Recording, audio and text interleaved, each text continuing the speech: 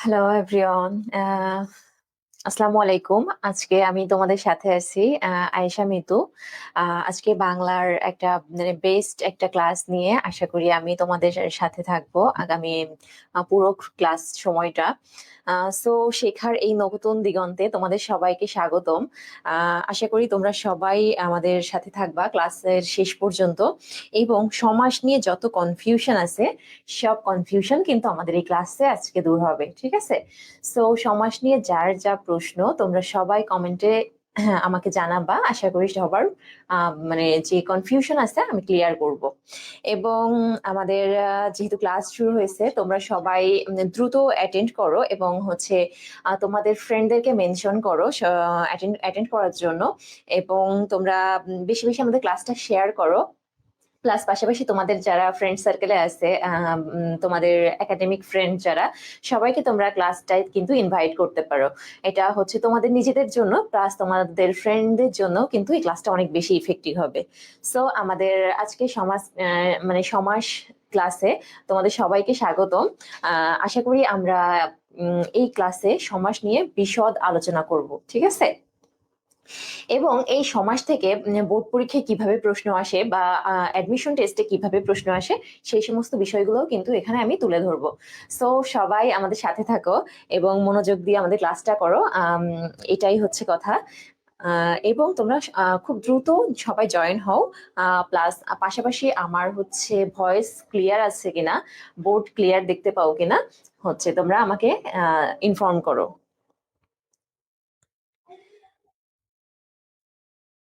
আবারও ওয়েলকাম সবাইকে।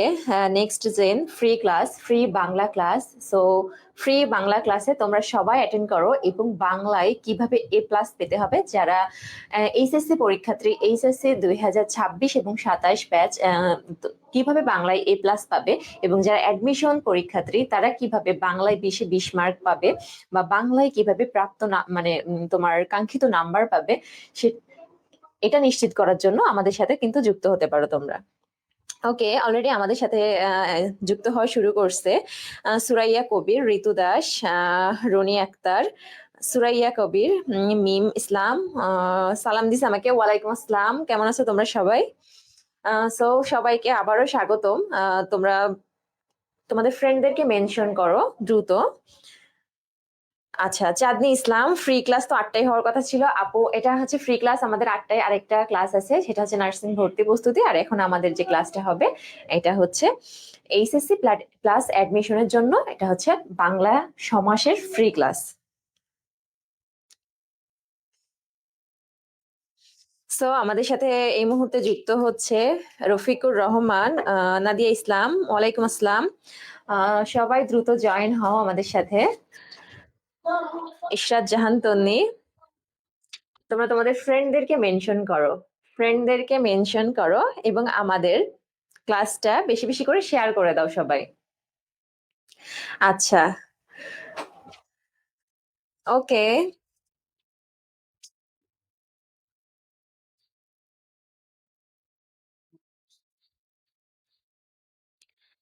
সো সবাইকে welcome, welcome to our class আবারও। আজকে আমরা সমাস সমাস শিখবো, ওকে? সো আমরা আমাদের ক্লাসে চলে যাই। আচ্ছা, রনি ইসলাম লিখছে, আপু আজকে কি সমাস পুরোটাই করাবেন? চেষ্টা করব পুরোটা করানোর। তবে বেস্ট প্রিপারেশনের জন্য যদি ক্লাসটা মানে আমি যতদূর পারবো শেষ করার চেষ্টা করব। সেক্ষেত্রে যদি আমি মনে করি যে টাইমের মধ্যে কভার হচ্ছে না, তো সেক্ষেত্রে কিছুটা বাদও থাকতে পারে, তবে চেষ্টা করব পুরোটা শেখানোর। আচ্ছা, সাকিব ইসলাম, নাদিয়া, হ্যাঁ আপু কেমন আছেন? আলহামদুলিল্লাহ, আমি সব সময় ভালো থাকি, বিশেষ করে স্টুডেন্টদের সাথে থাকলে আমি আরো বেশি ভালো থাকি। মানে স্টুডেন্টদের দেখলে আমার মনে হয় আমি আমার হচ্ছে স্কুল লাইফ বা কলেজ লাইফে আছি। আমার হচ্ছে রিসেন্টলি একাডেমিক ইয়ার শেষ হয়েছে। সো এই যে স্টুডেন্ট লাইফটা আমার জাস্ট পরীক্ষা শেষ হওয়ার পর থেকে মানে এমন একটা অবস্থা যে নিঃশ্বাস নেওয়ার টাইম পাচ্ছি না, সত্যি কথা বলতে এরকম। মানে স্টুডেন্ট লাইফে যে একটা মজা ছিল, মানে এই যে অনেক মানে পড়াশোনা করতাম, কোচিং করতাম, ক্লাসে যাইতাম, ঠিক আছে, ফ্রেন্ডদের সাথে ঘুরতাম ফিরতাম। এখন মানে পড়াশোনা শেষ এমন একটা পর্যায়ে এসে গেছে যে তুমি মানে কর্মব্যস্ত একটা জীবন, ঠিক আছে। সো তোমাদের দেখলে আমার খুব ভালো লাগে, আমি ওই আমার মেমোরি গুলা মনে আসে যে আমি আমার ফ্রেন্ড সার্কেলের সাথে কেমন কি করতাম, কিভাবে আমি আমার কোচিং এ ক্লাস করতাম। সো আমি এখন টিচার হিসেবে তোমাদের লেকচার দিচ্ছি, যখন আমার সামনে আমার কোনো টিচার লেকচার দিত তখন আমার কেমন লাগতো, এগুলো আমার মানে খুব ভাবি, ঠিক আছে। সো স্টুডেন্টদের সাথে যখন আমি থাকি আমি সবসময় ভালো থাকি। আহ রনি ইসলাম আপু, আপনার পরিচয়টা। আচ্ছা, আমার পরিচয় হচ্ছে আমি আয়েশা মিতু। আমি বিএসসি নার্সিং কমপ্লিট করছি ঢাকা নার্সিং কলেজ থেকে। আহ এই আর কি, পালসের সাথে আছি। গত 3 বছর থেকে আর কি বাংলা ক্লাস নিই, এবং হচ্ছে এই বছর আর কি নেক্সট জেনের ক্লাসে তোমাদের সাথে যুক্ত হলাম। সো এখন আমরা আমাদের ক্লাসে চলে যাব। সো আজকে আমরা আমাদের ক্লাসে চলে যাব। ওকে ওকে, এখন দেখো, সো আজকে দেখো এখানে আমাদের আজকের বিষয় হচ্ছে সমাস।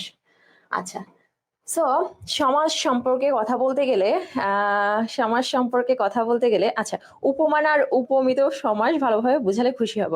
ওকে ভাইয়া, আই উইল ট্রাই। উপমান এবং উপমিত সমাস ভালোভাবে বোঝানোর জন্য আমি চেষ্টা করব।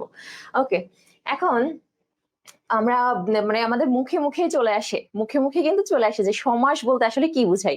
মানে আমাদের মুখে মুখে উত্তরটা চলে আসে যে সমাস অর্থ সংক্ষেপণ, ঠিক আছে, সমাস অর্থ সংক্ষেপণ। সো দেখো, এই যে সংক্ষেপণ, সংক্ষেপণ এখন সংক্ষেপ করা, কাকে সংক্ষেপ করা, ঠিক আছে, কাকে সংক্ষেপ করা। বা এখানে দেখো বলছে সমাস অর্থ মিলন বা একাধিক পদের একপদীকরণ। সো কিসের মিলন, ঠিক আছে। দেখো আমরা যদি আমরা কিন্তু সন্ধিতেও পড়ছি যে সন্ধিতেও পড়ছে কি মিলন হয়, ঠিক আছে। কিন্তু একটা জিনিস আমাদের মনে রাখতে হবে, সেটা হচ্ছে সন্ধিতে কিন্তু আমাদের ধ্বনির মিলন হয়, ঠিক আছে। সো দেখো এখানে সন্ধিতে হচ্ছে আমাদের ধ্বনির মিলন হয়, ঠিক আছে, সন্ধিতে ধ্বনির মিলন হবে। সন্ধিতে কি হবে, ধ্বনির মিলন, সন্ধি, ঠিক আছে। আচ্ছা, এটা হচ্ছে এখানে একটা কনফিউশন লাগে যে অনেকে মনে করে শব্দের সাথে শব্দের মিল হচ্ছে সন্ধিতে, কিন্তু বিষয়টা কিন্তু এরকম না। সন্ধিতে দেখো, আমি যদি বলি যে তোমার ইতি যোগ আদি ইত্যাদি, ঠিক আছে, ইতি যোগ আদি হচ্ছে ইত্যাদি। সো এখানে দেখো যে রস্বইকার আছে এবং এখানে যে আছে, এই দুইটা মিলেই কিন্তু এখানে ইত্যাদি হয়, ঠিক আছে। সো এখানে যেটা হয় সেটা হচ্ছে ধ্বনির মিলন। এবং দেখো সমাসের ক্ষেত্রে যেটা হবে সেটা হচ্ছে পদের মিলন। সমাসের ক্ষেত্রে কি হবে, পদের মিলন। ওকে, সো আচ্ছা, সো আমাদের একজন কমেন্ট করছে এটা কি ডিপ্লোমাদের জন্য। আচ্ছা, এটা ডিপ্লোমা বাংলা, কিন্তু ডিপ্লোমা বিএসসি মিডওয়াইফারি বা হচ্ছে আমরা হচ্ছে আজকে যেহেতু মূলত HSC plus admission. So admission বলতে যে কোনো ধরনের অ্যাডমিশন, সেটা হোক তোমার মেডিকেল সেক্টর, হোক তোমার হচ্ছে ভার্সিটি, বা হোক তোমার হচ্ছে নার্সিং, যে কোনো সেক্টরে। বা আমার সবচেয়ে বেশি মূলত আমরা ফোকাস করব আজকে এইচএসসি বোর্ড পরীক্ষা যেটা, এটার উপরে, ঠিক আছে। সো তোমরা পাশাপাশি আমাদের যারা স্টুডেন্ট আছো তারা হচ্ছে তোমরা চাইলে তোমরা ক্লাসটা করলে আমাদের যে আগে আমি ক্লাস নিয়েছি কিন্তু এই বিষয়ে, সো ওই বিষয়গুলোতে তোমাদের কিন্তু আরো বেশি কনফিউশন ক্লিয়ার হবে, ঠিক আছে। ওকে, মারিয়া ইসলাম ঐশী, ঠিক আছে, সবাই যুক্ত হয়ে যাও, এবং সবাই বেশি বেশি করে তোমাদের ফ্রেন্ডদেরকে মেনশন করো। সো দেখো এখন এখানে আমরা বুঝলাম যে সমাস শব্দের অর্থ কি, ঠিক আছে। কিন্তু এখন যে কোনো পদের কি মিলন হবে, বা যে কোনো পদের কি মিলন করা যাবে সমাসের মধ্যে, এটা একটা প্রশ্ন, যে যে কোনো পদের কি মিলন করা যায়, ঠিক আছে। সো এটা একটা প্রশ্ন। দেখো যে যে কোনো পদের কি মিলন হবে।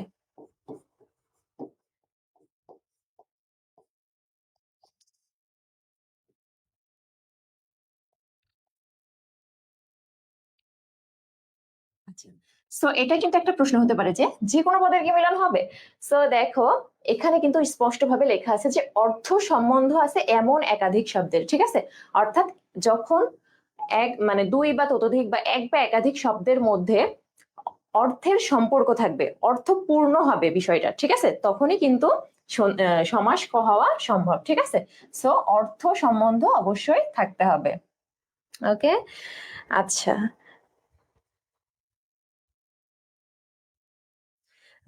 সো দেখো, আমরা যদি কয়েকটা উদাহরণ থেকে দেখি, তাহলে দেখো এখানে এক্সাম্পল আছে যে দেশের সেবা। দেশের সেবা, আচ্ছা, দেশের সেবা হচ্ছে, বলছে দেশ সেবা। দেশের সেবা কি বলছে? দেশ সেবা। সো দেখো, আমরা কিন্তু দুইটা পদ এখানে, এই যে দেশের, দেশের একটা পদ, সেবা আর একটা পদ।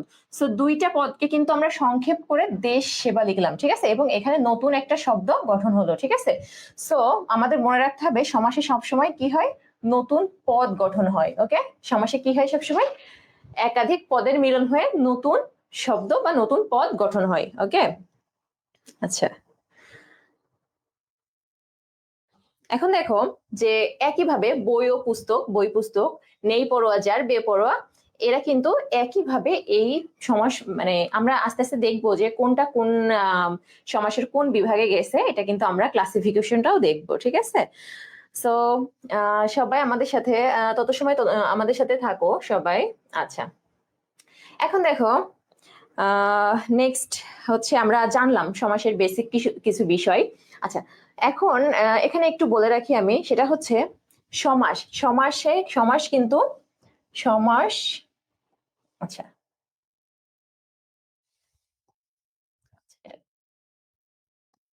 সমাস শব্দতত্ত্ব বা রূপতত্ত্বের আলোচ্য বিষয়, ঠিক আছে। শব্দ তত্ত্ব বা রূপতত্ত্বের আলোচ্য বিষয়। ওকে, রূপতত্ত্বের আলোচ্য বিষয়। তার মানে আমাদের ব্যাকরণের চারটা আলোচ্য বিষয় আছে, ঠিক আছে, চারটি আলোচ্য বিষয় আছে। একটা হচ্ছে কি ধ্বনিতত্ত্ব, একটা হচ্ছে সব রূপতত্ত্ব, একটা হচ্ছে তোমার বাক্যতত্ত্ব, এবং একটা হচ্ছে অর্থতত্ত্ব, ঠিক আছে। সো এই যে চারটা ভাগ আছে, তার মধ্যে কিন্তু শব্দতত্ত্ব বা রূপতত্ত্ব যে অংশ, সেখানে কিন্তু আমাদের সমাস নিয়ে আলোচনা হয়, ঠিক আছে, আলোচ্য বিষয়। সো এটা কিন্তু মনে রাখতে হবে, সমাস কোন অংশে আলোচিত হয়, ঠিক আছে, বাংলা ব্যাকরণের কোন অংশে সমাস আলোচিত হয়। ওকে, সো এরপর দেখো, আমরা যদি ক্লাসিফিকেশনের মধ্যে যাই, অর্থাৎ সমাসের যে প্রকারভেদ, সমাসের প্রকারভেদের ভিতরে যদি যাই আমরা, তাহলে দেখো এখানে আছে যে সমাস প্রধানত 6 প্রকার, ঠিক আছে। সো এখানে একটু কনফিউজিং একটা বিষয় আছে, কারণ আমাদের হচ্ছে নতুন কারিকুলামের যে বই আসছে, সেখানে কিন্তু আছে যে সমাস প্রধানত 4 প্রকার, ঠিক আছে। সো 4 প্রকার 6 প্রকার, এখানে ছোট্ট করে একটা কথা বলি, সেটা হচ্ছে 4 প্রকার 6 প্রকার 8 প্রকার এগুলা মানে কত প্রকার, এটা কখনোই প্রশ্নে আসবে না, সেটা হোক ভর্তি পরীক্ষা বা হোক হচ্ছে তোমার বোর্ড পরীক্ষা, এইচএসসি বোর্ড পরীক্ষা, ঠিক আছে। সো বোর্ড পরীক্ষায় যদি প্রশ্ন আসে, তাহলে কিভাবে আসবে, ঠিক আছে। তোমাকে কয়েকটা প্রশ্ন দিবে, দেখো আমাদের যে আমরা একটু যদি বোর্ড পরীক্ষার প্রশ্নের দিকে তাকাই, তাহলে দেখতে পাই আমরা দেখো, আমরা কিছু বোর্ড পরীক্ষার প্রশ্ন আগে দেখবো যে আসলে কিভাবে আসে, কিভাবে আসে, ঠিক আছে। দেখো এখানে বোর্ড পরীক্ষার প্রশ্ন কেমন হয়, ঠিক আছে, এখানে কিন্তু সুন্দর মতো আমাদের লেখা আছে যে নিচে যে কোনো 5টি শব্দের ব্যাস বাক্য সহ সমাস নির্ণয় করো, ঠিক আছে। তার মানে তোমাকে হচ্ছে এখানে 7টা বা 8টা অপশন দিবে, দিয়ে বলবে এদের ব্যাস বাক্য এবং সমাস নির্ণয় করো। তাহলে কিন্তু তোমাকে জানতে মানে এক্স্যাক্টলি ক্লাসিফাই, মানে এক্স্যাক্টলি কিন্তু বলা লাগতেছে না যে কত প্রকার, ঠিক আছে। এবং এই যে প্রকার, আচ্ছা, এই প্রকার নিয়েও প্রশ্ন আসতে পারে, ঠিক আছে।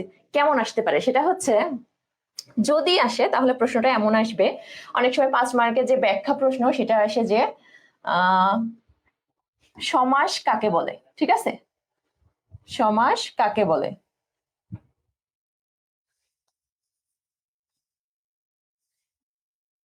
ওকে, তাহলে সমাস কাকে বলে,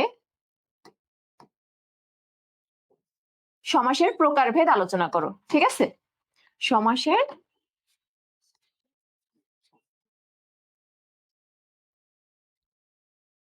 প্রকারভেদ আলোচনা করো,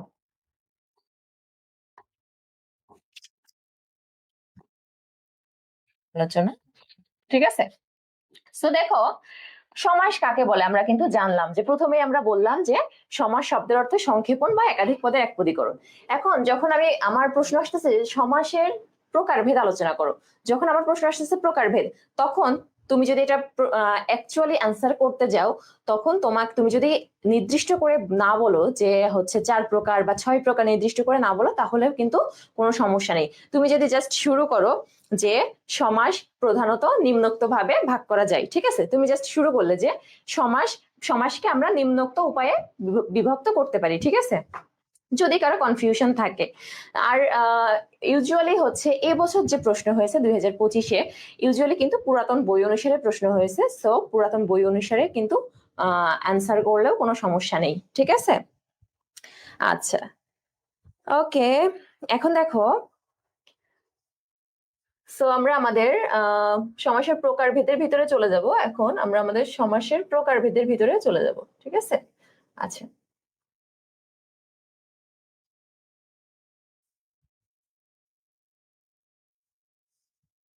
ওকে, তাহলে সমাসের প্রকারভেদে আমাদের আছে মূলত সমাস হচ্ছে আমাদের 6 প্রকার এখানে, ঠিক আছে। সো সমাস 6 প্রকার। দেখো, দ্বন্দ্ব সমাস, কর্মধারয় সমাস, তৎপুরুষ, বহুব্রীহি, দ্বিগু সমাস, অব্যয়ীভাব সমাস, ঠিক আছে। সমাসের প্রকারভেদ কত প্রকার আছে? 6 প্রকার, ঠিক আছে। সমাসের প্রকারভেদ আছে 6 প্রকার। এখন এই যে 6 প্রকার, এই 6 প্রকার জানার আগে আমাদের জাস্ট একটা বিষয় যদি আমরা ক্লিয়ার হয়ে নিই, যে কোন পদে কোন মানে সমাসের কোন সমাসে কোন পদের মানে প্রাধান্য পাই, কোন পদ প্রাধান্য পাই, এটা যদি আমরা একটু ক্লিয়ার হয়ে নিই, তাহলে কিন্তু আমাদের অনেক সমস্যার সমাধান হয়ে যাবে, ঠিক আছে। আচ্ছা, সো এটা দেখার আগে দেখো আমরা আরেকটু যাব একটা বিষয়ে, সেটা হচ্ছে যে আমরা যে সমাস শিখতেছি এখন, এই সমাসের ভিতরে দেখো আমাকে জানতে হবে যে সমাস সম্পর্কিত কিছু বিষয় জানতে হবে। যেমন আমি তোমাকে বললাম যে সিংহ চিহ্নিত আসন, সিংহ চিহ্নিত আসন, তাহলে সিংহ চিহ্নিত আসন হচ্ছে কি সিংহাসন, ঠিক আছে, সিংহাসন। ওকে, এখন দেখো, এই যে আমি হচ্ছে সমাস করলাম, এখন দেখো এই যে পুরা একটা বাক্য দিয়ে যে আমি সমাস গঠন করলাম, মানে এই বাক্যটাকে আমি ছোট করে লিখলাম এখানে সিংহাসন। এই যে ছোট করে লেখা যেটা হবে, সেটাই হবে হচ্ছে সমস্ত পদ, ঠিক আছে, সমস্ত পদ। ওকে, অর্থাৎ সমাস নিষ্পন্ন পদ, ঠিক আছে, সমস্ত পদ, সমাস নিষ্পন্ন পদটিকে কি বলা হবে? সমস্ত পদ। এবং এই সমস্ত পদকে ভাঙলে বা যে সমস্ত পদের সমন্বয়ে সমস্ত পদ গঠিত হয়, দেখো এই পদগুলা, এখানে একটা পদ, এটা একটা পদ, এটা একটা পদ, এই সবগুলো পদের সমন্বয়ে কিন্তু সমস্ত পদ গঠিত হয়েছে। তাহলে এই প্রত্যেকটা পদকে বলা হবে হচ্ছে সমস্যমান পদ, ঠিক আছে। এই প্রত্যেকটা পদকে কি বলা হবে? সমস্যমান পদ, ঠিক আছে, সমস্যমান পদ। আচ্ছা, এখন এই যে পুরো একটা বাক্য, এই যে পুরো একটা বাক্য, যে বাক্যটা দিয়ে আমি পুরো একটা বাক্য, যে বাক্যটা দিয়ে আমি বুঝালাম যে এটা সমাস, ঠিক আছে, এই পুরো বাক্যটাকে কি হবে, কি বলা হবে? ব্যাস বাক্য। পুরো বাক্যটাকে কি বলা হবে? ব্যাস বাক্য। ওকে, সো দেখো,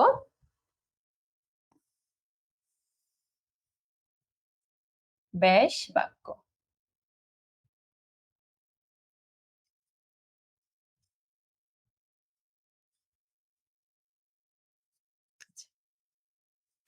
ঠিক আছে। সো দেখো, এই পুরো বাক্যটা হচ্ছে ব্যাস বাক্য। এবং এই যে আমাদের এখানে দেখো ব্যাস বাক্যের এই যে প্রথম যে পদটা থাকবে, বা সমস্ত পদের প্রথম যে পদটা থাকবে, সেটা হবে কি পূর্বপদ। প্রথম পদটাকে কি বলা হবে? পূর্বপদ। এখন দেখো, এই যে পূর্বপদ সিংহ, ঠিক আছে, এবং আসন, আসন, এই যে আসন কথাটা, এটাই হবে কি পরপদ, ঠিক আছে, পরপদ। সো এখানে দেখো এটা পূর্বপদ এবং এটা কি পরপদ, ঠিক আছে। ওকে, সো পরপদকে কিছু কিছু ক্ষেত্রে আবার উত্তর পদও কিন্তু বলা হয়ে থাকে। তাহলে পরপদকে কিছু কিছু ক্ষেত্রে কি বলা হয়ে থাকে? উত্তর পদ, ঠিক আছে, পরপদ বা উত্তর পদ। আচ্ছা, ওকে, এই পর্যন্ত সবার কনফিউশন ক্লিয়ার কিনা এটা বলো আমাকে। সবাই কমেন্ট করো যে যতটুকু আমরা পড়াইছি ততটুকুতে তোমাদের কনফিউশন ক্লিয়ার হয়েছে কিনা।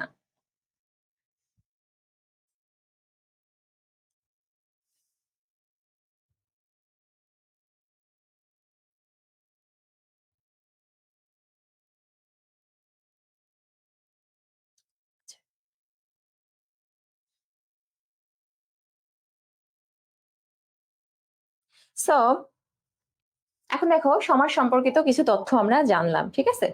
এখন আমরা জানবো যে আসলে কোন পদে, মানে প্রকারভেদের ভিতরে যাওয়ার আগে আমরা একটু জানবো যে কোন সমাসে কোন পদের অর্থ প্রাধান্য পায়, ঠিক আছে। এবং এটা জানার জন্য দেখো আমরা ছোট্ট একটা মানে লিস্ট করে ফেলবো, ঠিক আছে। আচ্ছা, লিস্টটা দেখো, আমি যদি এভাবে লিখি যে আমি একটু উল্টায় লিখতেছি। আচ্ছা, বহুব্রীহি সমাস, তারপরে মনে করো আমি লিখলাম যে দ্বন্দ্ব সমাস। আচ্ছা, তারপরে ধরো অব্যয়ীভাব সমাস।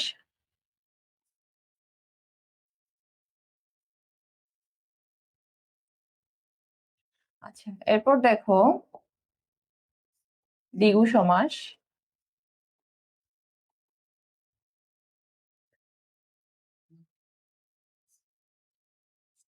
কর্মধারয় সমাস।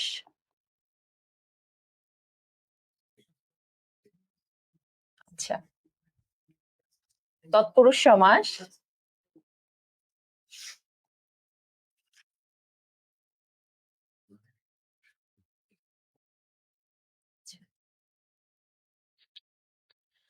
ওকে, সো দেখো দেখো এই যে 6 প্রকারের যে সমাসের নাম লিখলাম, দেখো এখানে পূর্বপদ, এটা তোমরা একটু নোট করে নিতে পারো, যেটা হচ্ছে পূর্বপদ এবং এটা হচ্ছে পরপদ, ঠিক আছে। এখন দেখো যে কোন সমাসে কোন পদের অর্থ প্রাধান্য পাবে, এটা কিন্তু আমরা একটা চার্টের মধ্যে শিখে নিব, ঠিক আছে, যে কোন সমাসে কোন পদের অর্থ প্রাধান্য পাবে। সো দেখো আমরা প্রথমে লিখছি যে বহুব্রীহি সমাস। এখন মনে রাখতে হবে যে বহুব্রীহি সমাসে পূর্বপদ এবং পরপদ কোনোটার অর্থই কিন্তু প্রাধান্য পাবে না, ঠিক আছে, কোনোটার অর্থই প্রাধান্য পাবে না, ঠিক আছে। এখন দেখো এই যে আমার হচ্ছে দ্বন্দ্ব সমাসে পূর্বপদ এবং পরপদ উভয়ের অর্থই কিন্তু প্রাধান্য পাবে, ঠিক আছে। এছাড়াও আমরা যখন এর ক্লাসিফিকেশনটা মানে শ্রেণীকরণ, যে সমাসের শ্রেণীকরণটা যখন শিখবো তখন কিন্তু বিস্তারিত আমরা আরো বেশি আলোচনা করব, এবং শুধুমাত্র কিন্তু এটার উপরে নির্ভর করে কিন্তু সমাস থেমে থাকবে না, আরো কিন্তু ক্রাইটেরিয়া তাদের আছে, সেগুলোও কিন্তু আমরা বলবো। ওকে, সো দেখো এই যে দ্বন্দ্ব সমাসে কি হয়, পূর্বপদ এবং পরপদ উভয়ের অর্থই প্রাধান্য পায়। আচ্ছা, অব্যয়ীভাব সমাসে দেখো ও কিন্তু সবার প্রথম অক্ষর, ঠিক আছে। সো এটাকে আমরা এইভাবে মনে রাখতে পারি যে সবচেয়ে প্রথম অক্ষর হওয়ায় এর পূর্বপদ প্রাধান্য পায়, পরপদ প্রাধান্য পায় না, ঠিক আছে। আচ্ছা, এরপর দেখো দ্বিগু সমাস। সো দ্বিগু সমাসে দেখো এই যে বাকি 3টে সমাস আছে, আমাদের 3টে সমাসেই কিন্তু কি হবে, পরপদ প্রাধান্য পাবে, ঠিক আছে, বাকি 3টে সমাসে কি হবে, পরপদ প্রাধান্য পাবে। আচ্ছা, সো দেখো একটা চার্ট জাস্ট এটা যদি চোখের সামনে রাখো, দেখো আমি কিন্তু একসাথে করে দিয়েছি যে এই যে দ্বিগু, কর্মধারয় এবং তৎপুরুষ, এখানে কি হবে, পরপদ প্রাধান্য পাবে, এবং বহুব্রীহি, দ্বন্দ্ব এবং অব্যয়ীভাবে এখানে কি হবে, আলাদা আলাদাভাবে কিন্তু আমরা এখানে কিন্তু একটা লিস্ট করে দিয়েছি, ঠিক আছে। ওকে, এখন সো আমরা পরের স্লাইডে চলে যাব, আমরা পরে আমাদের যে সমাসের ক্লাসিফিকেশন আছে, দেখো সমাসের আমাদের যে ক্লাসিফিকেশন আছে এখানে দেখো 6 প্রকার, এই 6 প্রকারের মধ্যে আমরা চলে যাব। সো 6 প্রকার 4 প্রকার, এটা নিয়ে আমি আবারও বলতেছি যে নতুন বই নতুন কারিকুলামে 4 প্রকার আছে, কিন্তু তুমি রিসেন্ট যদি দেখো পরীক্ষা, যারা যারা ভর্তি পরীক্ষার্থী তাদের জন্য হচ্ছে নতুন কারিকুলাম খুব বেশি ইম্পর্টেন্ট, এবং যারা হচ্ছে এই যে বোর্ড পরীক্ষা মানে এইচএসসি বোর্ড পরীক্ষার্থী তাদের জন্য কিন্তু পুরাতন কারিকুলামটাই ফলো করা হয়েছে, ঠিক আছে। সো ইটস মানে এটা টোটালি ডিপেন্ড করবে হচ্ছে তোমার যে মানে কোন লেভেলে তুমি পড়াশোনাটা করতেছো, ঠিক আছে, কোন লেভেলে পড়াশোনা করতেছো। সো যারা এইচএসসি প্রার্থী, এইচএসসি পরীক্ষা প্রার্থী, তাদের জন্য কিন্তু এই 6 প্রকার সুন্দর মতো জানতে হবে। এবং একইভাবে যারা বোর্ড পরীক্ষা মানে যারা হচ্ছে অ্যাডমিশন টেস্ট দিবে, তাদের জন্য এটার পাশাপাশি ওইটাও জানতে হবে। একইভাবে যারা জবের পরীক্ষা দিবে, তাদের জন্য কিন্তু নতুন পুরাতন দুইটাই জানতে হবে, ঠিক আছে। ওকে, সো আমরা দেখো এখন আমাদের প্রকারভেদের ভিতরে চলে যাব। এখন আমরা আমাদের প্রকারভেদের ভিতরে চলে যাব। দেখো, প্রথমে আমাদের দ্বন্দ্ব সমাস নিয়ে আলোচনা আছে। প্রথমে হচ্ছে দ্বন্দ্ব সমাস নিয়ে আলোচনা আছে। তাহলে এখানে দেখো, দ্বন্দ্ব সমাসে বলছে যে আমরা একটু আগে দেখলাম যে দ্বন্দ্ব সমাসে কি হয়, পূর্বপদ এবং পরপদ দুইটাই কিন্তু প্রাধান্য পায়, ঠিক আছে। পূর্বপদ এবং পরপদ কি হয়, দুইটাই প্রাধান্য পায়, দুইটাই কি হয়, প্রাধান্য পায়, ঠিক আছে। সো দেখো,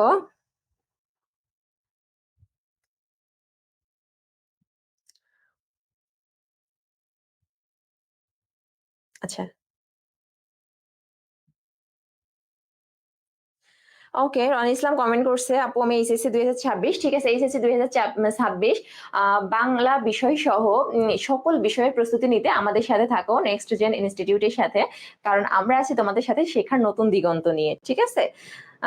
তো পুরো ক্লাসটা করো এবং তোমাদের ফ্রেন্ডদেরকেও জানাও, এবং তুমিও রেগুলার ক্লাস করো, তাহলে কিন্তু অনেক বেশি তোমার পড়াশোনাটা এগিয়ে নিতে পারবা আমাদের সাথে সাথে, ঠিক আছে। আচ্ছা, তো দেখো, এখন আমরা দ্বন্দ্ব সমাসের মধ্যে যাব। তাহলে বলছে যে যে সমাসে প্রত্যেকটি সমস্যমান পদের অর্থের সমান প্রাধান্য থাকে, ঠিক আছে, অর্থাৎ পূর্বপদ, অর্থাৎ দ্বন্দ্ব সমাসে আমরা দেখবো যে একটা পূর্বপদ এবং একটা পরপদ থাকবে, একটা পূর্বপদ এবং সংক্ষেপে এত কথা যদি আমি মনে না রাখি, যদি আমি জাস্ট এটা মনে রাখি যে পূর্বপদ, আরেকটা পরপদ, আরেকটা কি থাকবে, পরপদ,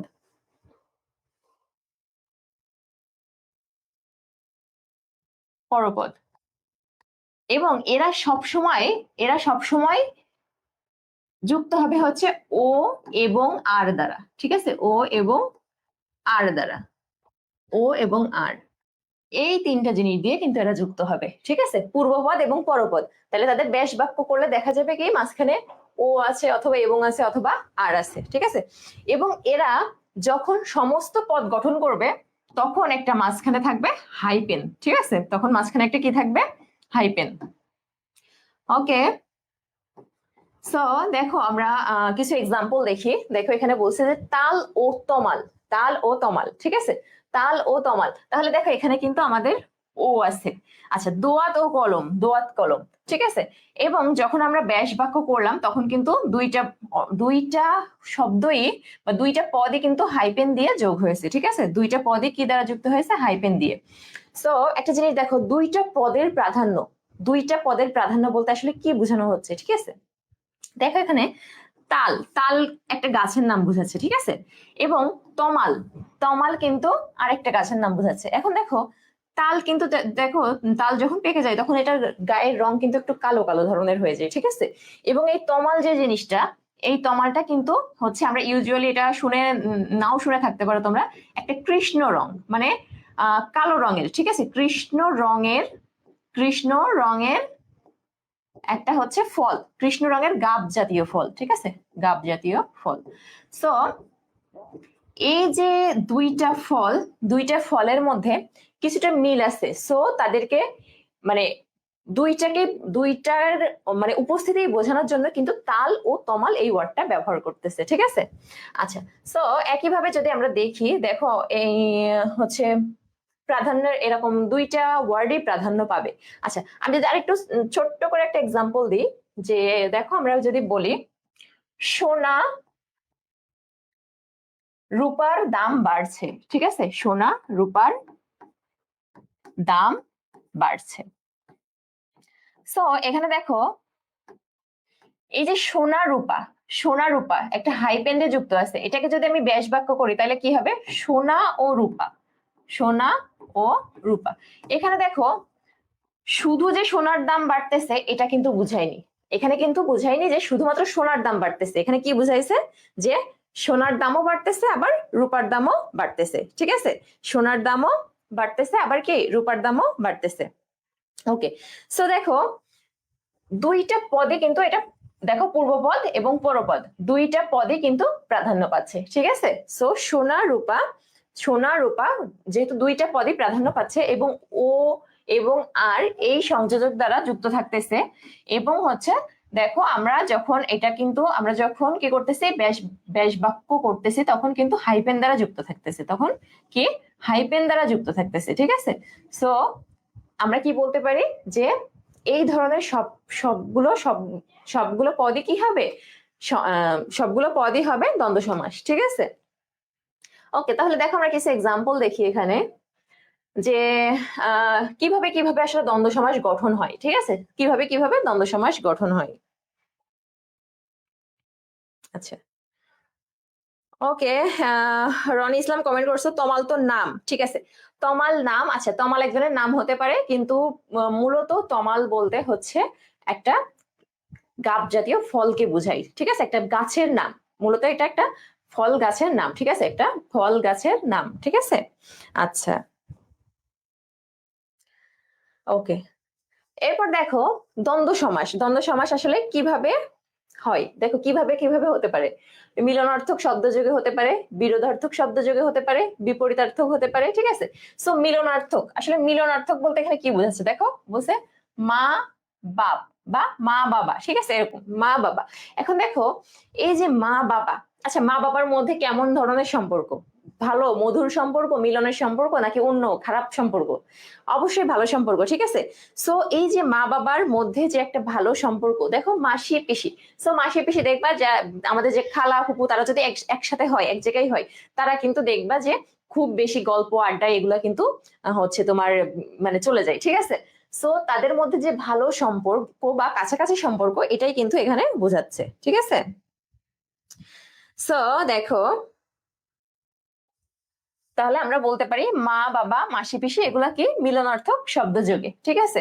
আচ্ছা, এখন কথা হচ্ছে পরীক্ষায় কি আসলে এইগুলা আসবে যে মিলনার্থক বা বিরোধার্থক এগুলা কিনা, এটা মানে খুবই রেয়ার, একদম মানে 1% সম্ভাবনা এইভাবে আসার। জাস্ট তোমার আসবে একটা অপশন দিয়ে দিবে দা কুমড়া, দা কুমড়া কোন ধরনের সমাস, ঠিক আছে, তখন কিন্তু তোমাকে আর খুঁজে বের করতে হচ্ছে না যে আসলে এটা মিলন অর্থে হয়েছে নাকি বিরোধ অর্থে হয়েছে, এটা কিন্তু তোমাকে খুঁজে বের করতে হচ্ছে না। তুমি জাস্ট তোমার নিজের জানার জন্য বা বোঝার জন্য কিন্তু এখানে আমরা এত সুন্দর করে কিন্তু নোট করে নিয়ে আসছি তোমাদের জন্য, ঠিক আছে। ওকে, সো দেখো এখানে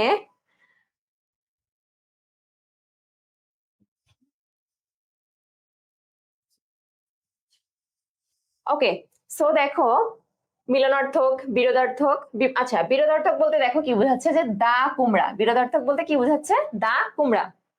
সো দেখো মানে কুমড়া মনে করো কাটবো আমরা, সেক্ষেত্রে কিন্তু কুমড়া কাটার জন্য কিন্তু আমরা কি করতে পারি, কুমড়া কাটার জন্য কি আমরা দা ব্যবহার করি, ঠিক আছে। সো মানে এই যে কুমড়া, কুমড়া কাটার জন্য আমরা কি ব্যবহার করতেছি, দা কুমড়া, অর্থাৎ দা আসলেই সেখানে কি হবে, কুমড়াটা দুই ভাগ হয়ে যাবে, অর্থাৎ তাদের মধ্যে কি একটা কুমড়ার যে দুইটা অংশ এটা কিন্তু একটা বিরোধ তৈরি হয়ে যাবে, ঠিক আছে। একইভাবে অহিনকুল, ঠিক আছে, এরাও কিন্তু কি বিরোধপূর্ণ সম্পর্ক।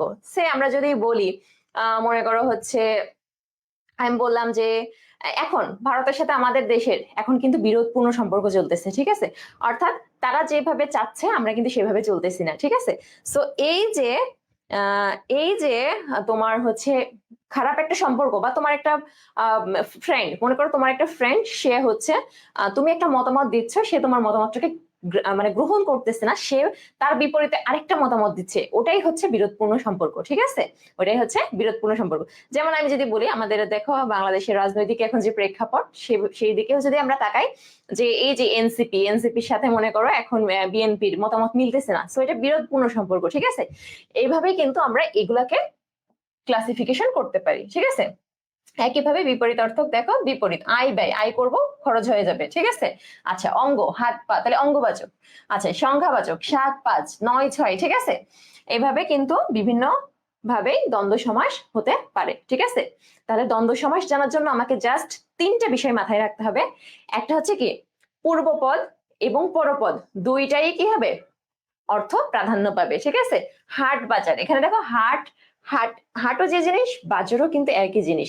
অর্থাৎ কেউ যদি বলে আমি হাটে গেছি, একই কথা। কেউ যদি বলে আমি বাজারে গেছি, একই কথা। ঠিক আছে? সো হাটকেও কিন্তু সমান গুরুত্ব দেওয়া হচ্ছে, বাজারকেও সমান গুরুত্ব দেওয়া হচ্ছে। তাহলে দুইটা পদে কি হচ্ছে, সমানভাবে প্রাধান্য পাচ্ছে। ওকে, আচ্ছা। সো তিনটা কথা আমরা মাথায় রাখবো। একটা হচ্ছে কি, দুইটা পদই সমানভাবে প্রাধান্য পাবে। 2 নাম্বার হচ্ছে তারা ও এবং আর এই ধরনের যে সংযোজকগুলো আছে এগুলা দ্বারা যুক্ত হবে, এবং যখন তারা ব্যাস বাক্য গঠন করবে, ব্যাস বাক্যে কি থাকবে, হাইপেন দ্বারা যুক্ত হবে। ওকে, আচ্ছা। সো দ্বন্দ্ব সমাস সবাই ক্লিয়ার কিনা আমাকে কমেন্টে জানাও।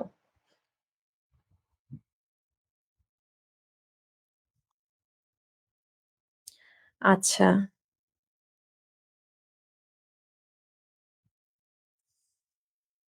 ওকে। এখন দেখো, নেক্সট যদি আমরা যাই, আচ্ছা।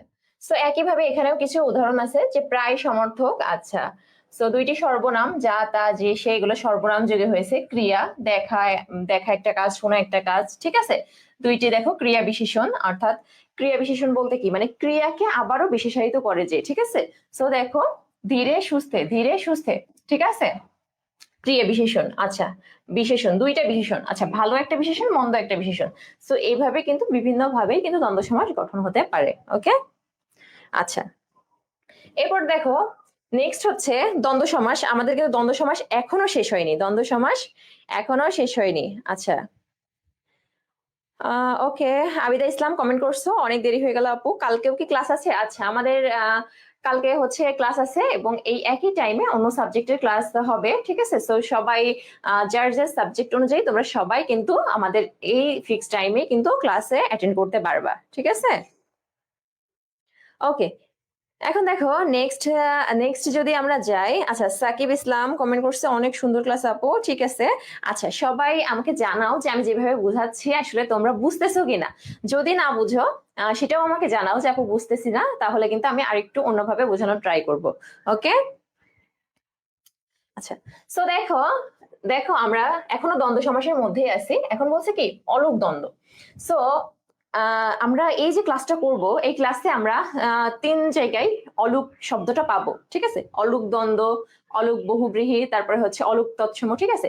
এরকম 3টা জায়গায় হচ্ছে আমরা এই যে অলুক অলুক ওয়ার্ড পাবো।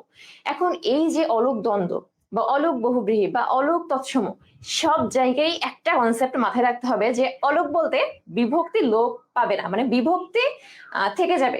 নতুন শব্দ গঠন হওয়ার পরে দেখো, আমরা কিন্তু সমাস গঠন করলাম। সমাস গঠন করে আমরা কি করতেছিলাম, নতুন পদ গঠন করতেছিলাম বা নতুন শব্দ গঠন করতেছিলাম। ঠিক আছে? নতুন শব্দ গঠন।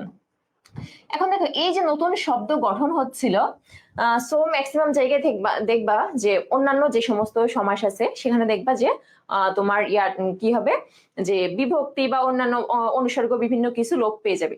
কিন্তু এই যে অলুক জিনিসটা, অলুক, অলুক যেখানেই আসবে সেখানেই কি হবে, যে বিভক্তি লোপ হয়। ঠিক আছে? বিভক্তি তোমার লোপ হবে না, বিভক্তি লোপ কি হবে না। ঠিক আছে? অর্থাৎ বিভক্তি কিন্তু থেকে যাবে। দেখো, তাহলে অলুকের মূল কথাটা হচ্ছে বিভক্তি লোভ হয় না। বিভক্তি কি হয় না, লোভ হয় না। দেখো, আমরা যদি কিছু এক্সাম্পল দেখি, তাহলে এখানে দেখো, দুধে ভাতে, অর্থাৎ আমরা যদি এটা ব্যাস বাক্য করি তাহলে কি হবে, দুধে ও ভাতে। দুধে, আবার তোমার হচ্ছে সমস্ত পদ করলে কি হচ্ছে, দুধে ভাতে। ঠিক আছে? জলে ও স্থলে, তাহলে দেখো, জলে ও স্থলে, জলে ও স্থলে। আচ্ছা, সবাই বুঝতেছো কিনা আমাকে কমেন্টে জানাও যে সবাই বুঝতেছো কিনা। আচ্ছা, সবাই বুঝতেছো কিনা কমেন্টে জানাও। আমি যদি না বুঝে থাকো আমি আরো অন্যভাবে বোঝানোর ট্রাই করব। ঠিক আছে? এবং ক্লাস কেমন লাগতেছে তোমাদের এটাও কিন্তু কমেন্টে জানাও। ওকে, সো এখন দেখো, এই যে জলে ও স্থলে, তাহলে দেখো আমাদের ব্যাস বাক্যে কি আছে, ও আছে সংযোজক। আচ্ছা, এখন দেখো, যখন আমার এটা সমস্ত পদ হয়েছে তখন কিন্তু এই যে এ কার, এখানে কিন্তু এ কার, এটা কিন্তু উঠে যায়নি, অর্থাৎ এটা কিন্তু থেকে গেছে। ঠিক আছে? অর্থাৎ লোপ পায়নি, থেকে গেছে। সো এই যে থেকে গেছে, এই কারণে এটা কি হবে, অলুক দ্বন্দ্ব সমাস। ঠিক আছে? এমনিতেই তো দেখে বুঝতেছো যে ও সংযোজক আছে, হাইপেন, হাইপেন হয়েছে। সো এটা কি, দ্বন্দ্ব। এখন এই যে বিভক্তি থেকে গেল, এই থাকার, বিভক্তি থেকে যাওয়ার কারণে সেটা কি হয়ে যাবে, অলুক দ্বন্দ্ব। ঠিক আছে? সো এটা কিন্তু দ্বন্দ্ব সমাসের আরেকটা ক্লাসিফিকেশনের মধ্যে চলে আসবে। ওকে, আচ্ছা। এখন দেখো, নেক্সট হচ্ছে দেশে বিদেশে, তাহলে একই কথা, এখানেও কিন্তু এ বিভক্তি আছে, বিদেশে এ বিভক্তি আছে, হাতে এ বিভক্তি আছে, কলমে এ বিভক্তি আছে, সব কিন্তু একই কথা। তাহলে দেশে ও বিদেশে, হাতে ও কলমে। ওকে, আচ্ছা এখন এই যে দ্বন্দ্ব সমাস, সো তোমার হচ্ছে পরীক্ষায় আসলে আমরা কিন্তু দেখছি যে, দেখো আমরা যদি পরীক্ষার একটু প্রশ্নে যাই, এমসিকিউ এ আমরা আবার চলে যাব, একটু এমসিকিউ এ চলে যাব, বা হচ্ছে আমাদের যেভাবে আসে পরীক্ষায়, জাস্ট দেখো এখানে একটু পরীক্ষার প্রশ্নে আমরা যাই। দেখো এই যে জাস্ট আমরা এখনই পড়লাম যে দ্বন্দ্ব সমাস, দেখো এইটাই কিন্তু পরীক্ষায় আসছে যে আয় ব্যয়, আয় ব্যয়। তাহলে কি বলছে যে নিচের যে কোনো 5টি শব্দের ব্যাস বাক্য সহ সমাস নির্ণয় করুন, ঠিক আছে? তাহলে তোমার পরীক্ষায় আসছে যে আয় ব্যয়, আয় ব্যয়ের ব্যাস বাক্য করো। তাহলে আয় ব্যয়ের ব্যাস বাক্য কি? খুবই সিম্পল কিন্তু, যে আয় ও ব্যয়, ঠিক আছে? আয় ও ব্যয়। এখন তুমি এইভাবে লিখবা জাস্ট যে আয় ও ব্যয়। তাহলে তুমি পরীক্ষার খাতায় যখন অ্যান্সার করবা তখন কিভাবে লিখবা? যারা দেখো আমাদের এইচএসসি ক্যান্ডিডেট, তাদের জন্য আমি বলতেছি যে পরীক্ষার খাতায় তোমার এরকম প্রশ্ন আসছে, তো 5 মার্ক পাওয়ার জন্য কিন্তু এরকম প্রশ্ন খুবই খুবই মানে কি বলবো, মানে খুবই ইজি এখান থেকে 5 মার্ক পাওয়া। কারণ দেখো তুমি যদি একটা ক্লাস করো তাহলেই কিন্তু এখান থেকে 5 মার্ক তোমার কমপ্লিট করা পসিবল, ঠিক আছে? সো যারা A+ পেতে চাও পরীক্ষায়, বা যারা অ্যাডমিশনে ফুল মার্ক পেতে চাও, তারা কিন্তু দেখো খুবই ইজিলি এখান থেকে সবকিছু আমরা আজকে যা যা ক্লাস করব সব, মানে আমরা আমাদের ক্লাস শেষে দেখতে পারবা যে পরীক্ষায় যা কিছু আসছে কোনো কিছুই কিন্তু এই যে ক্লাস বা আমাদের যে বোর্ড বই আছে, আমরা কিন্তু পুরো বইটা অ্যানালাইসিস করে কিন্তু এখানে নিয়ে আসছি, ঠিক আছে? সো দেখো এগুলা কিন্তু তোমাদের হুবহু কমন চলে আসবে। এখন দেখো তাহলে আমরা ব্যাস বাক্য করলাম হচ্ছে কি আয় ও ব্যয়। আচ্ছা তাহলে এই যে আয় ও ব্যয় আমরা কিন্তু একটু আগেই দেখে আসছি, এটা কি সমাস? দ্বন্দ্ব সমাস। তাহলে জাস্ট যদি তুমি এই এক লাইন লিখে ফেলো, এক লাইন লিখে ফেলো যে আয় ব্যয় এর ব্যাস বাক্য হচ্ছে আয় ও ব্যয় এবং এটা দ্বন্দ্ব সমাস, দ্বন্দ্ব সমাস জাস্ট লিখলে 1 মার্ক কিন্তু তোমার নিশ্চিত, ঠিক আছে? ওকে, সো দ্বন্দ্ব সমাস থেকে কিভাবে প্রশ্ন হয় এটা কিন্তু আমরা দেখলাম। ওকে, আচ্ছা ওকে, এখানে আরো বিভিন্ন ধরনের প্রশ্ন আছে। অলরেডি রাইমা আফরোজ রিমি সপ্তর্ষি কমেন্ট করছো, ঠিক আছে আপু, আমরা আরো ধাপে ধাপে যাব এবং বাকি সবগুলোর অ্যান্সার কিন্তু আমরা করব, ঠিক আছে? ওকে, সো দেখো আমরা আবারও আমাদের আগের লেকচারে ফিরে যাই। দেখো আমরা আমাদের লেকচারে ফিরে যাই।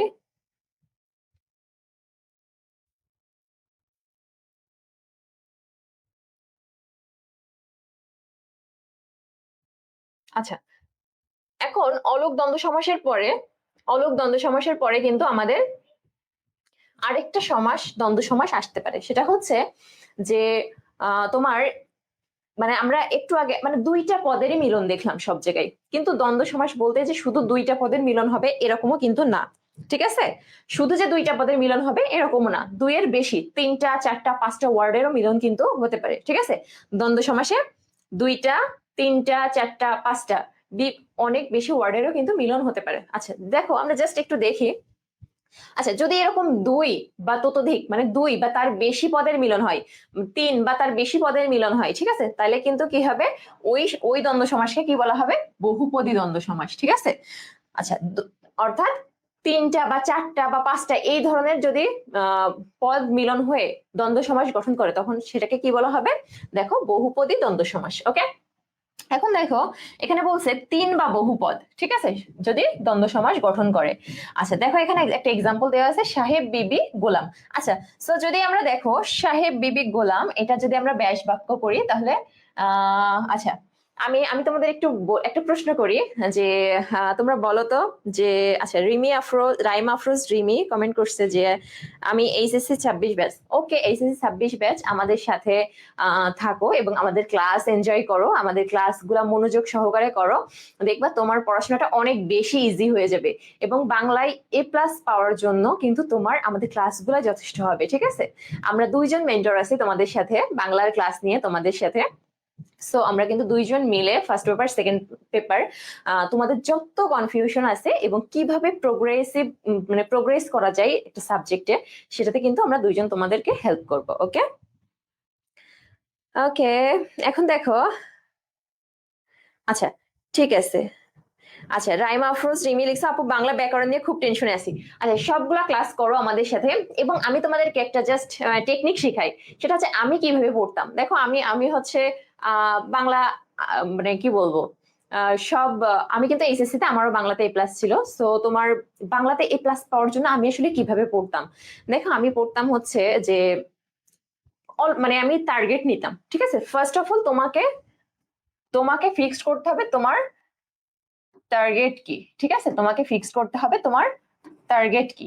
ঠিক আছে, এখন মনে করো কিছু কিছু বিষয় আছে জাস্ট পড়লেই পারা যায়। যেমন তুমি যদি ব্যাকরণের শুরুটা করো, দেখো জাস্ট যদি ব্যাকরণের শুরুটা করো, ব্যাকরণের শুরুটা যদি তুমি করো তাহলে দেখবা ব্যাকরণের শুরুটা করলে কিন্তু মুখস্থ, মানে মুখস্থ জিনিসের বা জাস্ট বুঝলেই হবে, তুমি রিডিং পড়লে নিজেই বুঝতে পারবা যে কি কি আসতেছে, একের পর এক কি কি আসতেছে।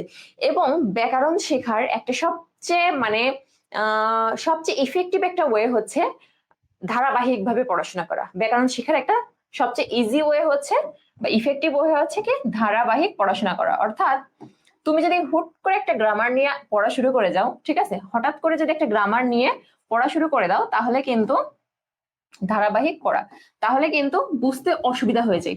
কিন্তু যদি তুমি এক একটা করে এক একটা পার্ট আস্তে আস্তে সামনের দিকে যাও, দেখো প্রথমে ভাষা, বাংলা ভাষা, তারপর ব্যাকরণ, তারপর ব্যাকরণের আলোচ্য বিষয় কি কি আছে, তারপর তোমার ব্যাকরণের যে শব্দ বা পদগুলা কত প্রকার কি কি, ঠিক আছে।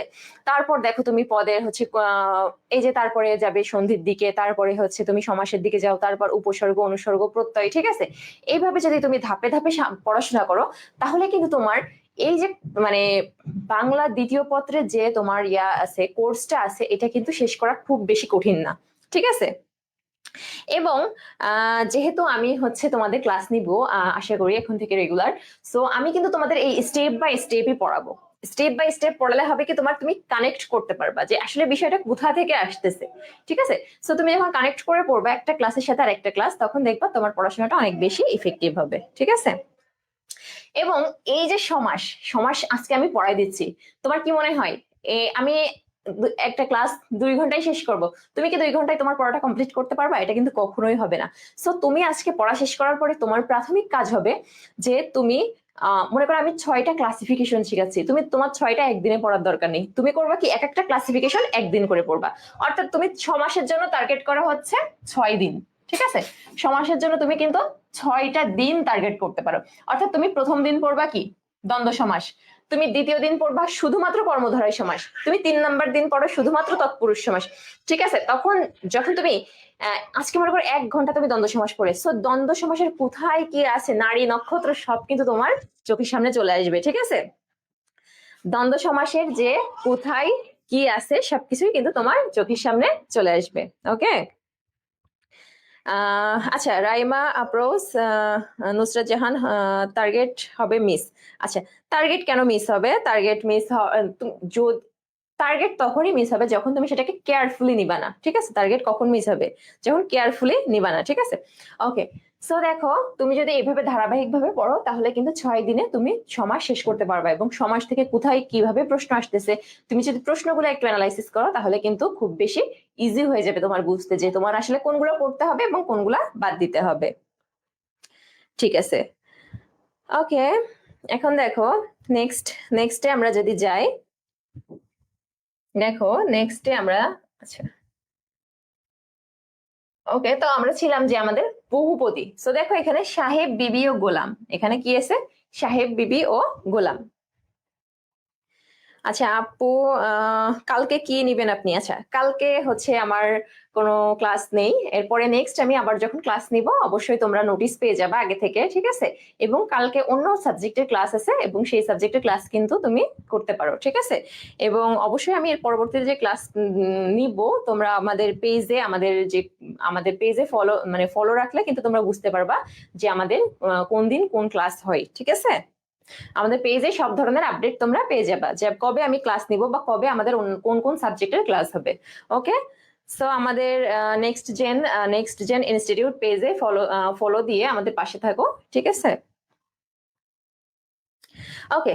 সো এখন দেখো এটা যদি আমি ব্যাস বাক্য করি তাহলে কি হবে? সাহেব বিবি ও গোলাম। ঠিক আছে, জাস্ট একটা ও দ্বারা যুক্ত হবে, সাহেব বিবি ও গোলাম। দেখো আমি যদি পরের পেজে লিখি তাহলে কি হবে? সাহেব বিবি সাহেব, বিবি ও গোলাম। ঠিক আছে, তাহলে এটাকে সাহেব, বিবি,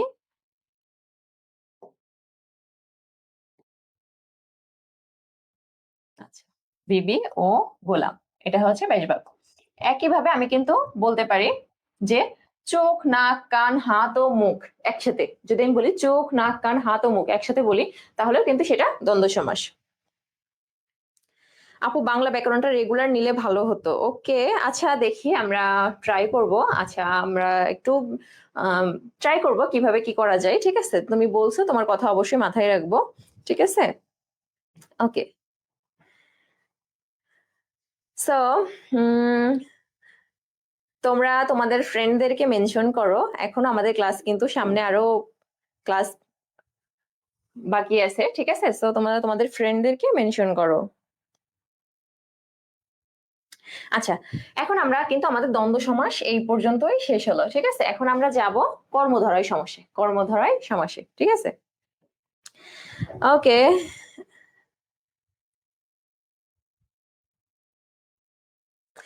ওকে, সো এখন দেখো কর্মধারয় সমাসে বলতেছে যে বিশেষণ। ঠিক আছে, আচ্ছা এত আমি মনে করো এখানে বিস্তারিত লেখা আছে, তোমরা বোঝার জন্য পড়ে নিতে পারো। আমি সংক্ষেপে তোমাদের একটু বুঝাই। সেটা হচ্ছে যখন আমরা কর্মধারয় সমাস বলবো তখন আমাদের এমন হবে সমীকরণটা, সেটা হচ্ছে বিশেষণ। ঠিক আছে, বিশেষণ যোগ বিশেষ্য, বিশেষণের সাথে বিশেষণের। ঠিক আছে, বিশেষ্য। আচ্ছা, সো কি হবে, বিশেষণের সাথে বিশেষ্য হবে, অথবা বিশেষের সাথে বিশেষ্যের সমাস হবে। ঠিক আছে, এত সময় দ্বন্দ্বের মধ্যে কিন্তু আমাদের বিশেষ্য বিশেষণ এই ধরনের কোনো কথাবার্তা ছিল না। সো আমরা যখন কর্মধারায় পড়বো তখন কিন্তু এখন আমরা বিশেষ্য বিশেষণের দিকে চলে যাচ্ছি। ঠিক আছে, সো দেখো কর্মধারায় সমাস বলতেই আমার কি হবে, বিশেষণের সাথে বিশেষ্য অথবা বিশেষের সাথে বিশেষ্য, অর্থাৎ নাউনের সাথে নাউন, নাউনের সাথে নাউন প্লাস নাউন, অথবা নাউন প্লাস অ্যাডজেক্টিভ। ঠিক আছে, যদি আমরা ইংরেজিতে বলি তাহলে কি হবে, নাউন প্লাস নাউন অথবা নাউন প্লাস কি অ্যাডজেক্টিভ। আচ্ছা, না পড়ে পাশ করার উপায় আছে কিনা? সরি, আসলে না পড়ে কখনো পাশ করার উপায় নেই, এবং না পড়ে কখনো সফল হওয়ারও কোনো উপায় নেই। ঠিক আছে, সো পাশ করা, ভালো রেজাল্ট করা, আসলে মূল বিষয়টা হচ্ছে জ্ঞান অর্জন করা। সো জ্ঞান অর্জন করার জন্য পড়াশোনার কোনো বিকল্প নেই। ঠিক আছে, আচ্ছা সানজিদা কয়টা বাজে ক্লাস শেষ হবে? আপু আমাদের ক্লাসটা শেষ হবে হচ্ছে 8টা বাজার কাছাকাছি। ঠিক আছে, আচ্ছা 8টা বাজার একটু আগে আমাদের ক্লাসটা শেষ হবে। ওকে, সো এখন দেখো এখানে বলছে যে ঠিক আছে, তাহলে আমরা বুঝলাম। এবং এইভাবে যে হলো সমাস, সো এই সমাসে দেখো এখানে কি হবে, পরপদের অর্থ প্রাধান্য পাবে, তাহলে কিন্তু আমাদের প্রধান রূপে প্রতীয়মান হবে। তাহলে আমরা কিন্তু আগে প্রথমেই দেখে আসছি যে পরপদের অর্থ কিন্তু প্রাধান্য পাই। ঠিক আছে, আচ্ছা পিডিএফ দিব কিনা আপু, পিডিএফ কি দিবেন? আচ্ছা পিডিএফ নেওয়ার জন্য তোমরা আমাদের পেজে নক দিতে পারো। ঠিক আছে, আচ্ছা তোমরা আমাদের পেজে নক দিলে আমাদের হচ্ছে হোয়াটসঅ্যাপ গ্রুপে তোমাদের অ্যাড করে দেওয়া হবে, সেখানে কিন্তু আমাদের ক্লাসের পিডিএফ তোমরা পেয়ে যাবে। ঠিক আছে, ওকে। সো এখন দেখো বলছে যে নীল যে, আচ্ছা তাহলে কর্মধারয় সমাসটা আমরা একটু দেখি যে নীল যে পদ্ম, নীল পদ্ম। ঠিক আছে, এখন দেখো এখানে নীল, নীল হচ্ছে কিন্তু একটা তোমার বিশেষণ। ঠিক আছে, নীল একটা রঙের নাম বোঝাচ্ছে। ঠিক আছে, বিশেষণ। আচ্ছা, এবং পদ্ম, পদ্ম ফুল, পদ্ম কিন্তু একটা বিশেষ্য। ঠিক আছে, সো বিশেষণের সাথে বিশেষ্যের মিলন হয়ে কি হচ্ছে, নীল পদ্ম। এবং এখানে দেখো পদ্ম হচ্ছে পরপদ। সো দেখো পদ্ম ফুল বলতে, পদ্ম ফুল, যে পদ্ম ফুলের কিন্তু বিভিন্ন কালার আছে। তোমার নীল হতে পারে, সাদা হতে পারে, লাল হতে পারে। ঠিক আছে, সো লাল পদ্ম, নীল পদ্ম, সাদা পদ্ম, এই যে বিভিন্ন ধরনের কালার, এখানে কিন্তু কালারের যে ভ্যারাইটি এটা বোঝাচ্ছে না, মূলত বোঝাচ্ছে কি যে ওই ফুলটা হচ্ছে আসলে পদ্ম ফুল, ওই ফুলটা হচ্ছে পদ্ম ফুল। ঠিক আছে, সো এই ফুলটা কিন্তু পদ্ম ফুল, এটাই বোঝাচ্ছে। ওকে, একইভাবে শান্ত অথচ শিষ্ট, শান্ত শিষ্ট, অর্থাৎ একজন মানুষ সে হচ্ছে দেখো তার স্বভাব কেমন, শান্ত, অথচ তার স্বভাব শান্ত, এবং তার স্বভাব কি, মানে সে এই শান্ত স্বভাবের কারণেই কি সে শিষ্ট। ঠিক আছে, ওকে। কাঁচা অথচ মিঠা, কাঁচা মিঠা। সো দেখো কাঁচা মিঠা বলতে সাধারণত কাঁচা মিঠা এই যে আমকে বোঝাচ্ছে, অর্থাৎ কাঁচা মিঠা আম, ঠিক আছে।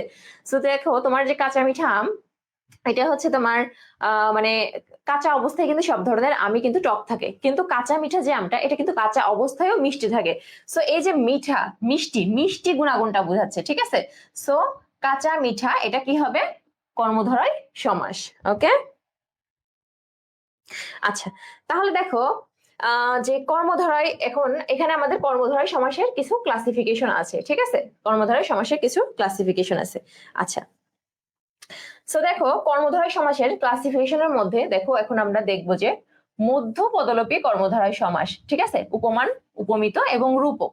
সো দেখো আমরা যদি চারটা টাইপের মধ্যে যাই, দেখো তাহলে কিন্তু আমরা এইভাবে ব্যাখ্যা করতে পারি যে মধ্য পদলোপী কর্মধারয় সমাস। এখন এই যে মধ্য পদলোপী কর্মধারয় সমাস, এখানে কিন্তু কথাই ছিল যে বিশেষ্যর সাথে বিশেষ্য বা বিশেষ্যের সাথে বিশেষণ, এবং কি হবে তোমার এখন এই যে মধ্য পদলোপী, এখন কর্মধারয় সমাসের কিন্তু সব বৈশিষ্ট্যই থাকবে, কিন্তু জাস্ট এখন এই যে নাম আমরা দিব, এই নামগুলো অনুযায়ী কি হবে, এই নামগুলো অনুযায়ী কিন্তু হচ্ছে আমাদের এখন বৈশিষ্ট্যগুলো চেঞ্জ হবে, ঠিক আছে, এই নাম অনুযায়ী। তো দেখো মধ্য পদলোপী মানে কি? মধ্য পদলোপী মানে হচ্ছে মধ্য, তার মানে মাঝের, মাঝের একটা বা একাধিক পদ কি হয়ে যাবে? লোপ পেয়ে যাবে। মাঝের কি হবে? এক বা একাধিক পদ কিন্তু লোপ পেয়ে যাবে, ঠিক আছে। সো এখানে দেখো সিংহ চিহ্নিত আসন, সিংহ চিহ্নিত আসন হচ্ছে কি? সিংহাসন। এখন দেখো যখন আমরা বললাম দেখো সিংহ বিশেষ্য, ঠিক আছে, আচ্ছা আসনও কিন্তু বিশেষ্য। সো বিশেষ্যর সাথে বিশেষ্যের যে সমাস হচ্ছে, এখন দেখো এখানে কিন্তু লোপ পাচ্ছে গিয়ে চিহ্নিত ওয়ার্ডটা কিন্তু লোপ পেয়ে যাচ্ছে। আচ্ছা, সাহিত্য, সাহিত্য বিষয়ক সভা। তো দেখো বিষয়ক কথাটা কিন্তু লোপ পেয়ে যাচ্ছে। যদি দেখো বিশেষ্য, মানে আমরা যে ক্রাইটেরিয়া বললাম বিশেষ্যের সাথে বিশেষ্য বা বিশেষ্যের সাথে বিশেষণ, এই ধরনের ক্রাইটেরিয়া ফুলফিল করার পরে যদি কোনো সমাসে মধ্যপদ লোপ পেয়ে যায়, তাহলে সেটাই হবে কি? মধ্যপদলোপী কর্মধারয় সমাস। ওকে, বুঝতে পারছো সবাই? আচ্ছা, সো যতটুকু আমরা বুঝালাম এতটুকু সবাই ক্লিয়ার কিনা সবাই জানাও।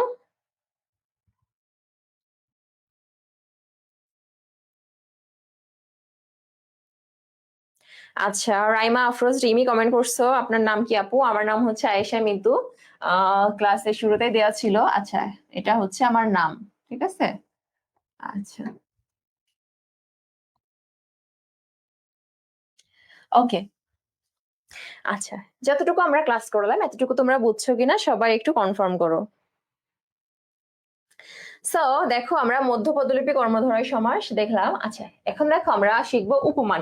আচ্ছা, উপমান আর উপমিত, উপমান এবং উপমিত, এটার মধ্যে আমাদের সবার হচ্ছে অনেক মানে কনফিউশন যে উপমান আর উপমিত, ঠিক আছে, উপমান উপমিত এটার মধ্যে আমাদের কিন্তু অনেক কনফিউশন। সো দেখো এখন আমরা উপমান আর উপমিত এর কনফিউশন দূর করব, ঠিক আছে। আচ্ছা, তার আগে আমাকে কমেন্টে তোমরা জানাও তো যে উপমান, উপমান বলতে তোমরা আসলে কি বুঝো এবং উপমিত বলতে তোমরা আসলে কি বুঝো। সবাই আমাকে কমেন্টে জানাও যে উপমান বলতে কি বুঝো, উপমিত বলতে কি বুঝো। সবাই কমেন্ট করো উপমান বলতে কি বুঝো এবং উপমিত বলতে কি বুঝো।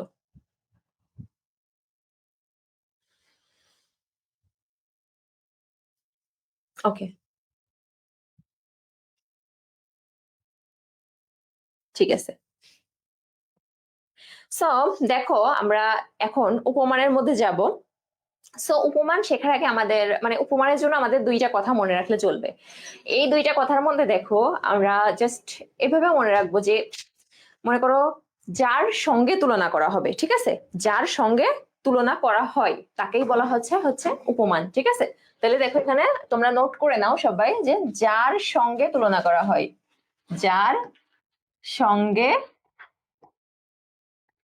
তুলনা করা হয়, তুলনা করা হয় তাই উপমান, ঠিক আছে, তাই উপমান।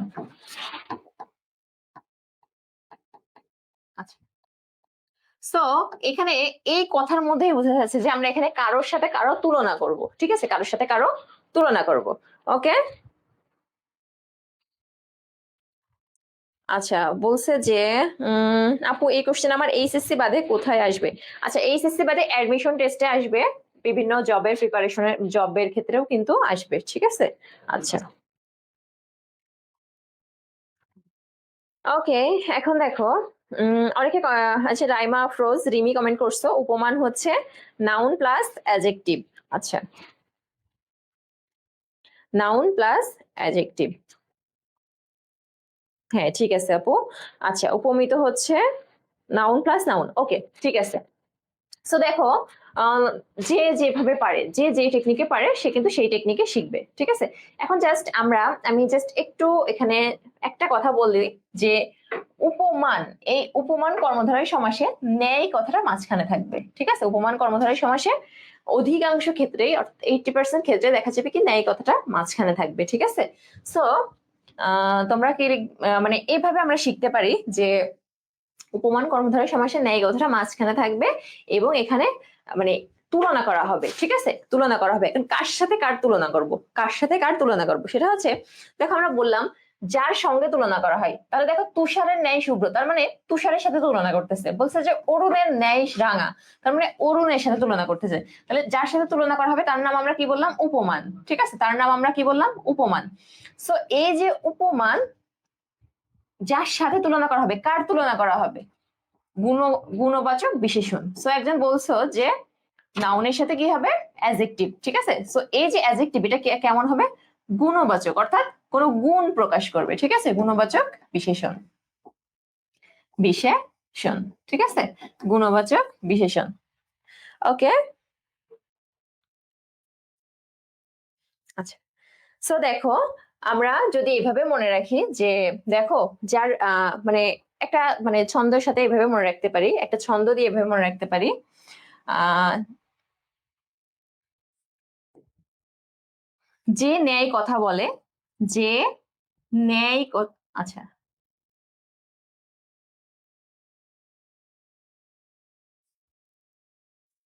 যে ন্যায় কথা বলে সে সম্মানিত হয়, ঠিক আছে, সম্মানী হয়, সে সম্মানী হয়। ওকে, সো এই যে সম্মানী, এই যে মান, উপমান, মান, ঠিক আছে। উপমান, উপমানের সাথে ন্যায়ের সম্পর্ক, এবং এই ন্যায়টা আমরা কি বলতেছি যে মাঝে বসবে, ন্যায়টা কি হবে? মাঝে বসবে, ঠিক আছে। ওকে, ওকে। এখন দেখো, আচ্ছা, এখন জাস্ট আমরা দুইটার একটু কম্পেয়ার করি, একটা দুইটার কম্পেয়ার করি, সেটা হচ্ছে উপমিত। এখন আমরা দেখলাম যার সঙ্গে, যার সঙ্গে কি হচ্ছে?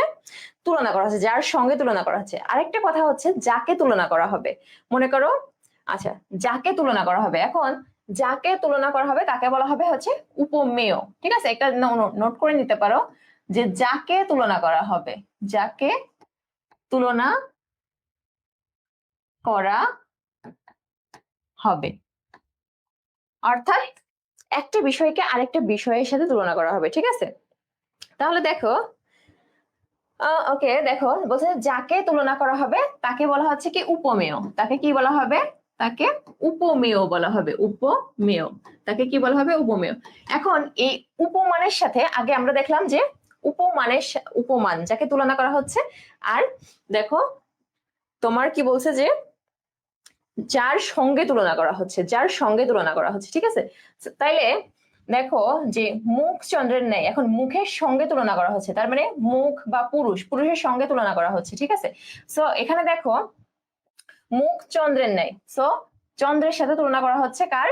মুখের, ঠিক আছে, চন্দ্রের সাথে তুলনা করা হচ্ছে মুখের, এবং সিংহের সাথে তুলনা করা হচ্ছে কাকে? পুরুষকে, ঠিক আছে।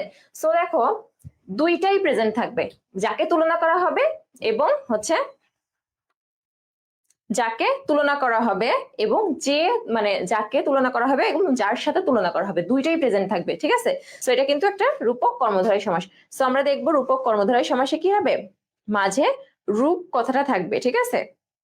এবং এই যে রূপক কর্মধারয় সমাস, এটার একটা ইন্টারেস্টিং বিষয় হচ্ছে যে রূপক কর্মধারয় সমাসে কি হবে? রূপক কর্মধারয় সমাসে হবে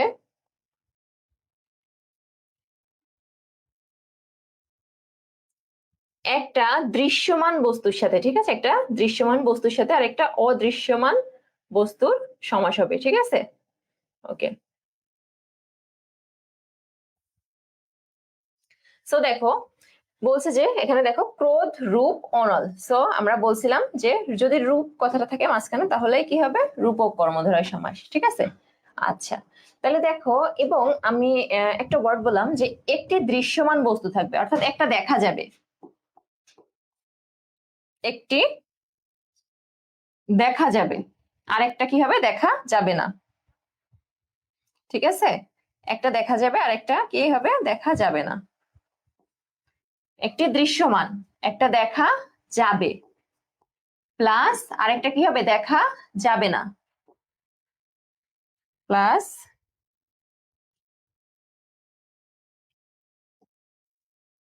আরেকটি দেখা যাবে না। ওকে, যে দুইটা ওয়ার্ড থাকবে, মানে একটা পরপদ, একটা পূর্বপদ, একটা পরপদ, একটা হবে কি দৃশ্যমান, আরেকটি কি হবে, অদৃশ্যমান, অদৃশ্যমান।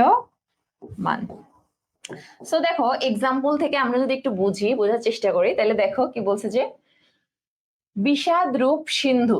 দেখো এখানে কি বলছে, বিষাদ রূপ সিন্ধু, অর্থাৎ তোমার তুমি সিন্ধু বলতে কি, সাগর, ঠিক আছে, সিন্ধু বলতে হচ্ছে সাগর। এখন দেখো বলতেছে যে বিষাদ রূপ সিন্ধু বলতে তোমার বোঝাচ্ছে যে তোমার সাগরের মতো অনেক বেশি কষ্ট, ঠিক আছে, সাগরের মতো অনেক বেশি কষ্ট। এখন দেখো এই যে বিষাদ বা এই যে কষ্ট, এটা কিন্তু তুমি চোখে দেখা যাবে না, এটা অনুভব করার একটা বিষয়, কিন্তু সাগর কিন্তু তুমি চোখে দেখতে পাও, ঠিক আছে। সো এখানে দেখো সিন্ধু কিন্তু হচ্ছে দৃশ্যমান, সিন্ধু কি দৃশ্যমান, আর বিষাদ হচ্ছে কি অদৃশ্য। সো একটা দৃশ্যমান জিনিসের সাথে কি হবে, আরেকটা অদৃশ্যমান জিনিসের কি হবে, তুলনা করা হবে, ঠিক আছে।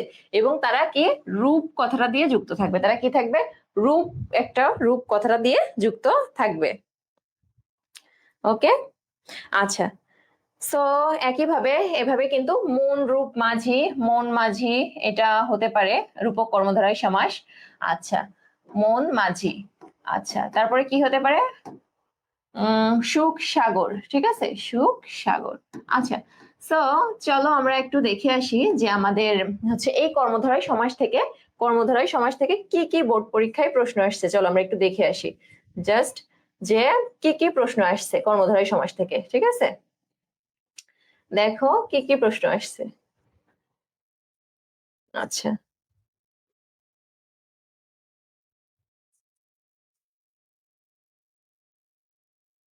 আচ্ছা, দেখো এখানে বলছে যে কুসুম কোমল। সো সবাই আমাকে কমেন্টে লিখো যে কুসুম কোমল এর ব্যাস বাক্য কি হবে, এবং কোন ধরনের এটা কোন ধরনের, ঠিক আছে, কোন ধরনের সমাস কুসুম কোমল।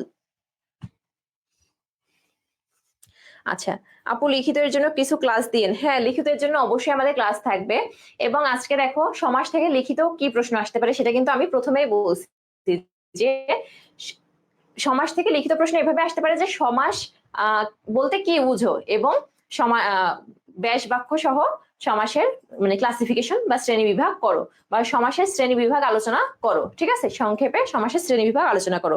এটা কিন্তু লিখিত পরীক্ষায় আসতে পারে, এর বাইরে কিন্তু লিখিত পরীক্ষায় আসার মতো তেমন আর কোনো প্রশ্ন নাই, ঠিক আছে। ওকে, সো কুসুম কোমল এটা হচ্ছে কোন ধরনের সমাস, সবাই আমাকে লিখো, সবাই কমেন্টে লিখো যে কুসুম কোমল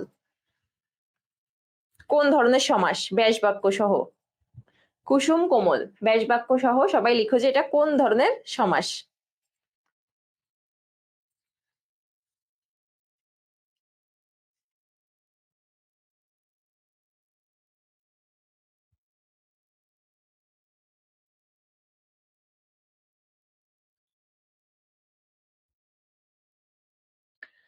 ওকে, সো দেখো আমরা যদি এটা ব্যাস বাক্য করি তাহলে কি হবে, কুসুমের ন্যায় কোমল, কুসুমের ন্যায় কোমল। হ্যাঁ, রাইমা আফরোজ রিমি কমেন্ট করছে কুসুমের ন্যায় কোমল। তাহলে আপু লিখে ফেলো একটু কষ্ট করে যে এটা কোন ধরনের সমাস, কুসুমের ন্যায় কোমল এটা কোন সমাসের অন্তর্ভুক্ত বা কোন ধরনের সমাস। একটু কমেন্টে জানাও আমাকে। তাহলে আমরা যে পড়লাম উপমান, উপমিত, রূপক এবং মধ্যপদলোপী কর্মধারয় সমাস, এটা হচ্ছে আমাদের কোন টাইপের মধ্যে যায়? সবাই আমাকে জানাও যে এটা কোন টাইপের মধ্যে যায়। কুসুমের ন্যায় কোমল।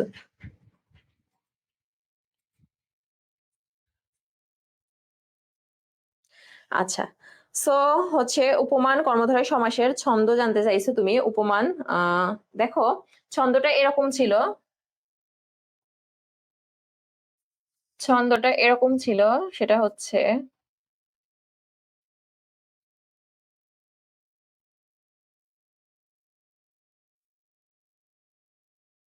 আচ্ছা দেখো ছন্দটা এমন যে মানি লো সে সত্য কথা বলে এবং ন্যায়ের মাঝে থাকে, এবং ন্যায়ের মাঝে থাকে। ঠিক আছে, এটা একটু সুন্দর। সো দেখো এই যে ছন্দটা, এটা মনে রাখলে কিন্তু বুঝতেছো যে ন্যায়ের মাঝে, অর্থাৎ ন্যায় শব্দটা থাকবে কোথায়? মাঝে। আচ্ছা, মানিলোক, সো উপমান, মান থেকে মানি, এখানে মানি। আচ্ছা, এবং এই যে কম্প্যারিজনটা হবে, এই যে কম্পেয়ার, তুলনাটা বুঝাবে, এই তুলনাটা কি হবে? মানে সত্য বা সঠিক হবে। ঠিক আছে, সো দেখো বলছে অরুণ, অরুণ মানে কি? সূর্য। ঠিক আছে, সূর্য, সূর্য যেমন মানে রঙিন, সূর্যের যেরকম মানে লাল রং এরকম রাঙা। ঠিক আছে, সূর্যের যেরকম লাল রং এরকম রাঙা, অরুণ রাঙা। ঠিক আছে, সো এটা কি হবে? ওটা হবে হচ্ছে মানে সত্য, তুলনাটা কি হবে? সত্য। ঠিক আছে, সো এটাই হবে কিন্তু উপমান কর্মধারয় সমাস। এবং দেখো আমাদের এই যে কুসুমের ন্যায় কোমল, এটা কিন্তু উপমান কর্মধারয় সমাস। এই যে রাইমা আফরোজ রিমি কমেন্ট করছো উপমান কর্মধারয় সমাস। ওকে, এখন দেখো নেক্সট যদি আমরা যাই,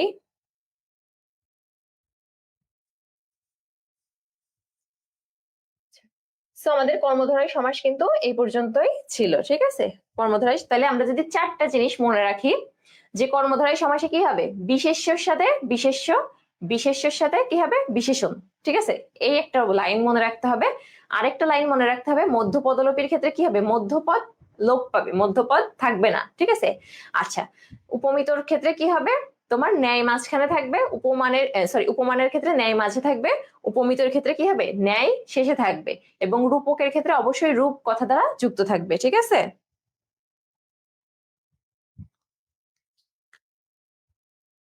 আচ্ছা, সো চারটা জিনিস মনে রাখলেই কিন্তু রূপক কর্মধারয় সমাস খুব বেশি ইজি হয়ে যাবে। ওকে, এখন দেখো নেক্সট আমরা তৎপুরুষ সমাস জানবো। সো এখানেও কিন্তু একই কথা, যে পরপদের অর্থ প্রাধান্য পাবে। এটা কিন্তু আমরা আগেই বলে আসছি যে পরপদের অর্থ প্রাধান্য পায়। ঠিক আছে, সো দেখো এই যে পরপদের অর্থ প্রাধান্য পাচ্ছে, পরপদের অর্থ যে প্রাধান্য পাচ্ছে, এখন দেখো এখানে তৎপুরুষ সমাসের একটা বিশেষ যে বৈশিষ্ট্য, সেটা হচ্ছে বিভক্তির সাথে সম্পর্ক থাকবে তৎপুরুষ সমাসের। ঠিক আছে, তাহলে দেখো আমাদের দ্বন্দ্ব সমাসে কি হবে? তোমার হচ্ছে মানে সমানে সমানে সমানে সমানে চলবে। ঠিক আছে, ও এবং আর, ও এবং আর এইটুকু মনে রাখলেই যথেষ্ট দ্বন্দ্ব সমাস। আর যদি তুমি বিশেষ বিশেষণের সম্পর্কগুলো মনে রাখো, তাহলে কিন্তু কর্মধারয় সমাস শেষ। আচ্ছা, এরপর দেখো যদি তুমি হচ্ছে তৎপুরুষ সমাসে যাও, তাহলে জাস্ট বিভক্তির বিষয়গুলো মনে রাখতে হবে। তাহলে তৎপুরুষ সমাসে কিন্তু দেখো বিভক্তির বিষয়ে মনে রাখতে হবে। ঠিক আছে, সো বিভক্তি দেখো কি কি আছে এখানে আমাদের? দ্বিতীয় বিভক্তি। ঠিক আছে, সো বিভক্তি লোপে বলছে, পূর্বপদের বিভক্তি লোপে, এই যে বিভক্তি লোপ পেয়ে যাবে, অর্থাৎ বিভক্তি কি হবে? থাকবে না। ঠিক আছে, বিভক্তি লোপ পেয়ে, বিভক্তি লোপ পেয়ে। ঠিক আছে, সো আচ্ছা, বিভক্তি লোপ পেয়ে। তো দেখো আমরা যদি যাই, তাহলে তৎপুরুষ সমাসের এখানে দেখো ক্লাসিফিকেশন আছে, দ্বিতীয়া, তৃতীয়া, চতুর্থী। অর্থাৎ দ্বিতীয় তৎপুরুষ সমাসে কি হবে? দ্বিতীয় বিভক্তি লোপ পাবে। তৃতীয় তৎপুরুষ সমাসে তৃতীয় বিভক্তি লোপ পাবে। চতুর্থীতে সবগুলাতে মানে দ্বিতীয় বিভক্তি, তৃতীয় বিভক্তি, চতুর্থী, পঞ্চমী, ষষ্ঠী এভাবে কিন্তু লোপ পাবে। ঠিক আছে? আচ্ছা, সো দেখো আমরা নেক্সট আলোচনা করব। আচ্ছা, এখানে একটু জাস্ট বলি, আর হচ্ছে যে নন তৎপুরুষ, নন তৎপুরুষে সবসময় না অর্থ প্রাধান্য পাবে। ঠিক আছে? না অর্থ প্রকাশ করবে। ঠিক আছে? এবং অলোক তৎপুরুষে আমরা কিন্তু আগেই বলছি, অলোক অর্থ কি? অলোক অর্থ হচ্ছে যে বিভক্তি থেকে যাবে, বিভক্তি কিন্তু লোপ পাবে না। বিভক্তি কি হবে? লোপ পাবে না। ঠিক আছে? সো দেখো একই কিন্তু কথা, যে বিভক্তি লোপ পাবে না। ঠিক আছে? যেটা আমাদের দ্বন্দ্ব সমাসে ছিল অলোক দ্বন্দ্ব, একই কথা এখানে বিভক্তি লোপ পাবে না। ঠিক আছে? লোপ পাবে না। আচ্ছা আচ্ছা, সো দেখো নেক্সট আমরা আমাদের হচ্ছে ক্লাসিফিকেশনের মধ্যে চলে যাই। আচ্ছা, সঞ্জিতা লিখছো আপু আপনি সপ্তাহে কয়দিন ক্লাস করান? আচ্ছা, এটা হচ্ছে প্রতি সপ্তাহে একটা করে ক্লাস থাকবে আমার, আশা করি। ঠিক আছে? তোমরা সবাই অ্যাড হবা, এবং আমার ক্লাসের পাশাপাশি আমাদের ইনস্টিটিউটের সব ক্লাসে বেস্ট টিচার দ্বারা কিন্তু আমাদের সব অনলাইন ক্লাস পরিচালিত হয়। সো সব ক্লাসে অ্যাটেন্ড করলে কিন্তু তোমরা আরো অনেক বেশি বিষয় সম্পর্কে জানতে পারবা। ঠিক আছে? আচ্ছা, এখন দেখো বলছে দ্বিতীয় তৎপুরুষ, তাহলে প্রথমে আমার শুরু হচ্ছে কি দ্বিতীয় তৎপুরুষ দিয়ে। ঠিক আছে? তো দ্বিতীয় তৎপুরুষে কি হবে? বলছে কে রে, দ্বিতীয় বিভক্তি লোপ পাবে। ঠিক আছে? সো দেখো দুঃখকে প্রাপ্ত। আচ্ছা, তাহলে তুমি, অনেকে বলে সমাস আসলে মানে একসাথে হয়ে যায়, বুঝতে পারি না এতগুলা কিভাবে মনে রাখবো। কিন্তু তোমার তো এত কিছু মনে রাখার দরকার নেই, কারণ তুমি যখন দ্বন্দ্ব পড়বা তখন তুমি দেখবা ও এবং আর আছে কিনা। তুমি যখন কর্মধারায় দেখবা তখন দেখবা তোমার বিশেষ্য বিশেষণ, মানে তখন কিন্তু তোমার বিশেষ্য বিশেষণের সম্পর্ক, ন্যায় রূপ, এই সমস্ত বিষয়গুলো আসবে। ঠিক আছে? এবং যখন তুমি হচ্ছে তৎসম পড়বা তখন কিন্তু তোমার ওই যে ন্যায় রূপ, বিশেষ্য বিশেষণ এই সমস্ত বিষয় কিন্তু আর আসবে না। তখন তোমার আসবে কি বিভক্তি, জাস্ট বিভক্তির বিষয়গুলো। তার মানে বিভক্তি রিলেটেড হলে তৎপুরুষের দিকে চলে যাবো আমরা। ঠিক আছে? আচ্ছা, এবং যখন আমরা একটু পরে দেখো, সো এখানে দেখো যখন আমরা ইয়া পড়বো বহুব্রীহি, তখন দেখবা কোনো পদই প্রাধান্য পাবে না, অন্য কোনো অর্থ বুঝাবে। ঠিক আছে? সো দেখো এখানে কে বিভক্তি লোপ পাচ্ছে, সো এটা কে দ্বিতীয় তৎপুরুষ। আচ্ছা, একইভাবে দেখো এখানে দ্বারা দিয়া কর্তৃক তৃতীয় বিভক্তি লোপ পাবে। ঠিক আছে? সো তৃতীয় বিভক্তি লোপ পাবে। ঠিক আছে? আচ্ছা, তাহলে মন দিয়ে গড়া, মন গড়া, শ্রম দ্বারা লব্ধ, শ্রম লব্ধ, সো দ্বিতীয় বিভক্তি, তৃতীয় বিভক্তি লোপ পাচ্ছে। ওকে? আচ্ছা, এরপর দেখো যে বলছে চতুর্থী তৎপুরুষ সমাস। ঠিক আছে? চতুর্থী তৎপুরুষ সমাস। সো দেখো, ওকে, সো দেখো চতুর্থী তৎপুরুষ সমাসে কি হবে? তোমার কে, জন্য, নিমিত্ত, এই বিভক্তিগুলা, চতুর্থী বিভক্তিগুলা লোপ পাবে। ঠিক আছে? আচ্ছা, তাহলে গুরুকে ভক্তি, গুরু ভক্তি। ঠিক আছে? সো দেখো আরামের জন্য কে দ্বারা, আরাম কে দ্বারা, তাহলে কে, জন্য, নিমিত্ত ইত্যাদি বিভক্তিগুলো লোপ পাবে। ঠিক আছে? ওকে। আচ্ছা, মধু দিয়ে মাখা, মধু মাখা, হ্যাঁ ঠিকই কমেন্ট করছো। ওকে। আচ্ছা, এরপর দেখো তাহলে পঞ্চমী বিভক্তিতে আমাদের হচ্ছে পঞ্চমী তৎপুরুষ সমাসে পঞ্চমী বিভক্তি লোপ পাবে। ঠিক আছে? হতে, থেকে, চেয়ে ইত্যাদি। তাহলে খাঁচা থেকে ছাড়া, খাঁচা ছাড়া, বিলাত থেকে ফেরত, বিলাত ফেরত। ঠিক আছে? সো পঞ্চমী বিভক্তি লোপ পাবে। আচ্ছা, বিয়ের জন্য পাগল, বিয়ে পাগল, হ্যাঁ ঠিক বলছো। ওকে, এরপর দেখো নেক্সট আমরা হচ্ছে কি বলছে ষষ্ঠী, এটা হচ্ছে ষষ্ঠী হবে।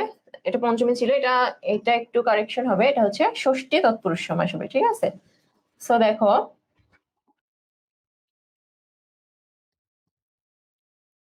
আচ্ছা ষষ্ঠী তৎপুরুষ সমাসে কি হবে?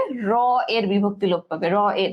তাহলে জাস্ট তুমি যদি বিভক্তিগুলা একটা ছক করে জাস্ট বিভক্তিগুলা মনে রাখলেই কিন্তু হয়ে যাচ্ছে, যে দ্বিতীয় বিভক্তিকে কে রে, তৃতীয় বিভক্তিতে দ্বারা দিয়া কর্তৃক, চতুর্থীতে কি জন্য নিমিত্ত। ঠিক আছে? কে, জন্য, নিমিত্ত। আচ্ছা, এরপর দেখো পঞ্চমীতে কি হতে, থেকে, যে। ঠিক আছে? এইভাবে কিন্তু তোমার জাস্ট বিভক্তিগুলা মনে রাখলেই কিন্তু তুমি চিনতে পারতেছো যে কোনটা কোন সমাস। ঠিক আছে? আচ্ছা, দেশ থেকে পলাতক, দেশ পলাতক। আচ্ছা, গুড রেসপন্স, অনেক ভালো। আচ্ছা, সো দেখো এখন, আচ্ছা, সো রাজার পুত্র, রাজপুত্র, দেখো রাজার পুত্র কি হয়েছে? রাজপুত্র। এখান থেকে কিন্তু র বিভক্তি লোপ পেয়েছে। ঠিক আছে? চায়ের বাগান, চা বাগান, সো এখান থেকে দেখো র বিভক্তি লোপ পেয়েছে। ঠিক আছে? ওকে, পথের রাজা, রাজপথ, ঠিক আছে। হ্যাঁ আপু, ঠিক আছে।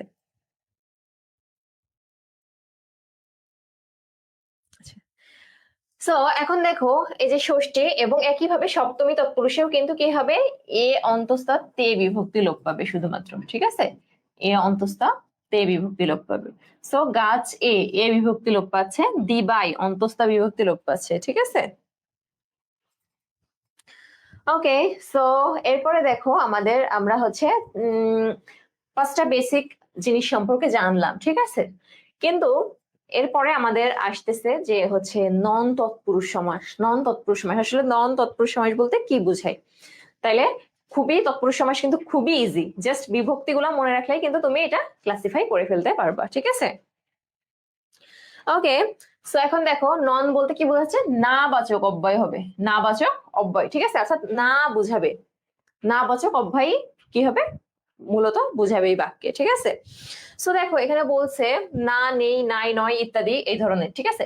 এখন দেখো এখানে বলছে ন আচার হচ্ছে অনাচার, ন কাতর হচ্ছে অকাতর, অর্থাৎ আমরা যে বলি এই যে আচার অনাচার, আচার মানে কি রীতিনীতি, ঠিক আছে, রীতিনীতি।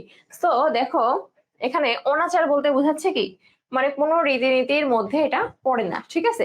অনাচার বলতে কি বোঝাচ্ছে, কোনো রীতিনীতির মধ্যে এটা পড়ে না, ঠিক আছে।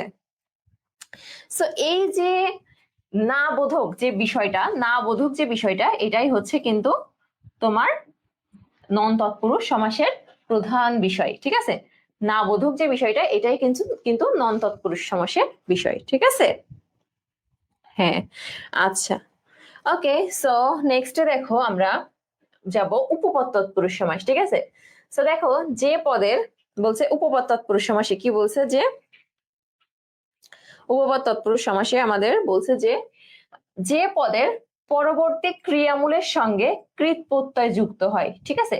পরবর্তী কি হচ্ছে, ক্রিয়ামূল। ক্রিয়ামূল দেখো এখানে দেয়া, দেয়, জল দেয় যে জলদ, সো দেয় এটা কিন্তু ক্রিয়ামূল, ঠিক আছে। আচ্ছা, পঙ্কে জন্মে, জন্মানো, জন্মানো এটা কিন্তু ক্রিয়ামূল। সো দেখো কি বলছে, যে পদের পরবর্তী ক্রিয়ামূলের সঙ্গে কৃত প্রত্যয় যুক্ত হয়, ঠিক আছে, কৃত প্রত্যয় যুক্ত হয়, সেটাই হবে কি উপপদ তৎপুরুষ সমাস।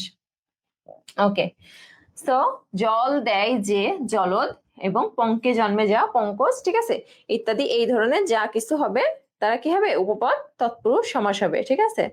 সো একটা কি থাকবে উপপদ তৎপুরুষ সমাসের মধ্যে, ক্রিয়ামূল, ঠিক আছে, অর্থাৎ ক্রিয়ার অংশ থাকবে। ওকে, আচ্ছা। এরপর দেখো নেক্সটে বলছে যে অলুক তৎপুরুষ সমাস। অলুক তৎপুরুষ সমাস, তাহলে কিন্তু সেই একই কথা বারবার আসতেছে যে অলুক দ্বন্দ্ব, অলুক তৎপুরুষ, অলুক বহুব্রীহি সব জায়গায় কি থাকবে, বিভক্তি কিন্তু লোপ পাবে না, ঠিক আছে। সো দেখো এখানে কি আছে, যে তোমার গায়ে পড়া, ঠিক আছে, গায়ে পড়া, গায়ে পড়া, ঠিক আছে। এখন দেখো এই যে গায়ে পড়া, এটা কিন্তু যখন সমাস নিষ্পন্ন হয়েছে তখন কিন্তু এ বিভক্তিটা লোপ পায়নি, ঠিক আছে। ঘিয়ে ভাজা, এই যে এ বিভক্তি, এখানে এ বিভক্তি এরা কিন্তু লোপ পায়নি, সো এরা কি হবে, অলুক তৎপুরুষ সমাস। ওকে, আচ্ছা। ওকে, নেক্সট আমরা দেখব যে হচ্ছে তোমার বহুব্রীহি সমাস, ঠিক আছে। আচ্ছা, এখন দেখো খুবই ইন্টারেস্টিং একটা বিষয় যে বহুব্রীহি সমাস, মানে বহুব্রীহি বলতে আমরা এত সময় দেখলাম যে কোনোটাই পূর্বপদ প্রাধান্য পাচ্ছিল, কোনোটাই পরপদ, কোনোটাই উভয় পদ, ঠিক আছে। এবং বহুব্রীহি এমন একটা সমাস যেখানে পূর্বপদ বা পরপদ কোনো পদই প্রাধান্য পাবে না, ঠিক আছে, পূর্বপদ বা পরপদ কোনোটারই প্রাধান্য পাবে না। তাহলে কি হবে, আসলে তাইলে কি হবে, তাহলে হবে কি, এরা পূর্বপদ পরপদ প্রাধান্য না পেয়ে অন্য একটা পদকে বুঝাবে, ঠিক আছে, অন্য কোনো কিছুকে বুঝাবে বা অন্য কোনো বিষয়কে তুলে ধরবে, ঠিক আছে। সো দেখো এখানে যে অন্য বিষয় আসলে কোন বিষয় তুলে ধরতেছে, দেখো এখানে বলছে যে বহু ব্রীহি আছে যার, ঠিক আছে, বহু ব্রীহি আছে যার, অর্থাৎ এখানে ব্রীহি বলতে বোঝাচ্ছে হচ্ছে ধান। ব্রীহি অর্থ কি এখানে, ধান। সো এখানে দেখো, আচ্ছা, বহু ব্রীহি অর্থ হচ্ছে ধান, ঠিক আছে। ওকে, এখন দেখো এখানে এই যে বহু, এটারও কিন্তু অর্থ প্রকাশ পাচ্ছে, প্রাধান্য পাচ্ছে না। ব্রীহি, তার কিন্তু অর্থ প্রাধান্য পাচ্ছে না। বহু মানে অনেক ধান আছে যার, সো বহু প্রাধান্য পাচ্ছে না, ব্রীহিও প্রাধান্য পাচ্ছে না। তাহলে কি প্রাধান্য পাচ্ছে? এখানে আসলে বোঝাচ্ছে যে যার অনেক ধান আছে, বা হচ্ছে শুধু যার না, মানে যে সকল মানুষের অনেক ধান আছে তাদের সবাইকে আমরা কি বলতে পারি, যে বহুব্রীহি, মানে অন্য একটা মানুষকে বোঝাচ্ছে বা অন্য একটা লোককে বোঝাচ্ছে, ঠিক আছে।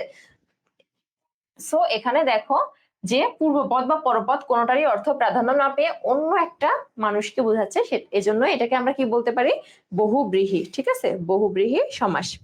ওকে,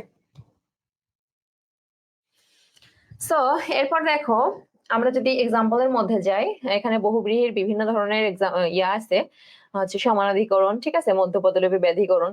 সো দেখো এখন যদি আমরা এগুলা হচ্ছে একটু মানে বিশ্লেষণ করি, সমানাধিকরণ বলতে কি বোঝায় আসলে? সমানাধিকরণ, ঠিক আছে, বলছে যে পূর্বপদ কি হবে, বিশেষণ, ঠিক আছে, পূর্বপদ কি হবে, বিশেষণ, এবং পরপদ কি হবে, বিশেষ্য, ঠিক আছে।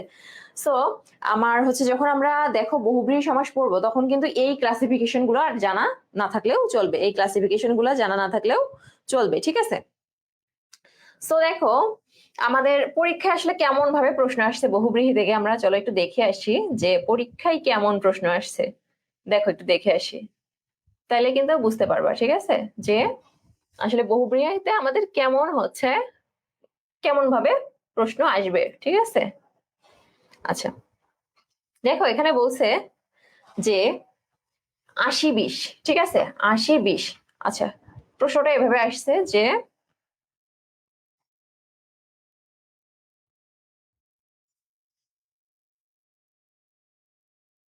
আচ্ছা দেখো এখানে বলছে যে ব্যাস বাক্য সহ সমাস নির্ণয়, তাহলে দেখো এখানে আসছে 80-20, ঠিক আছে।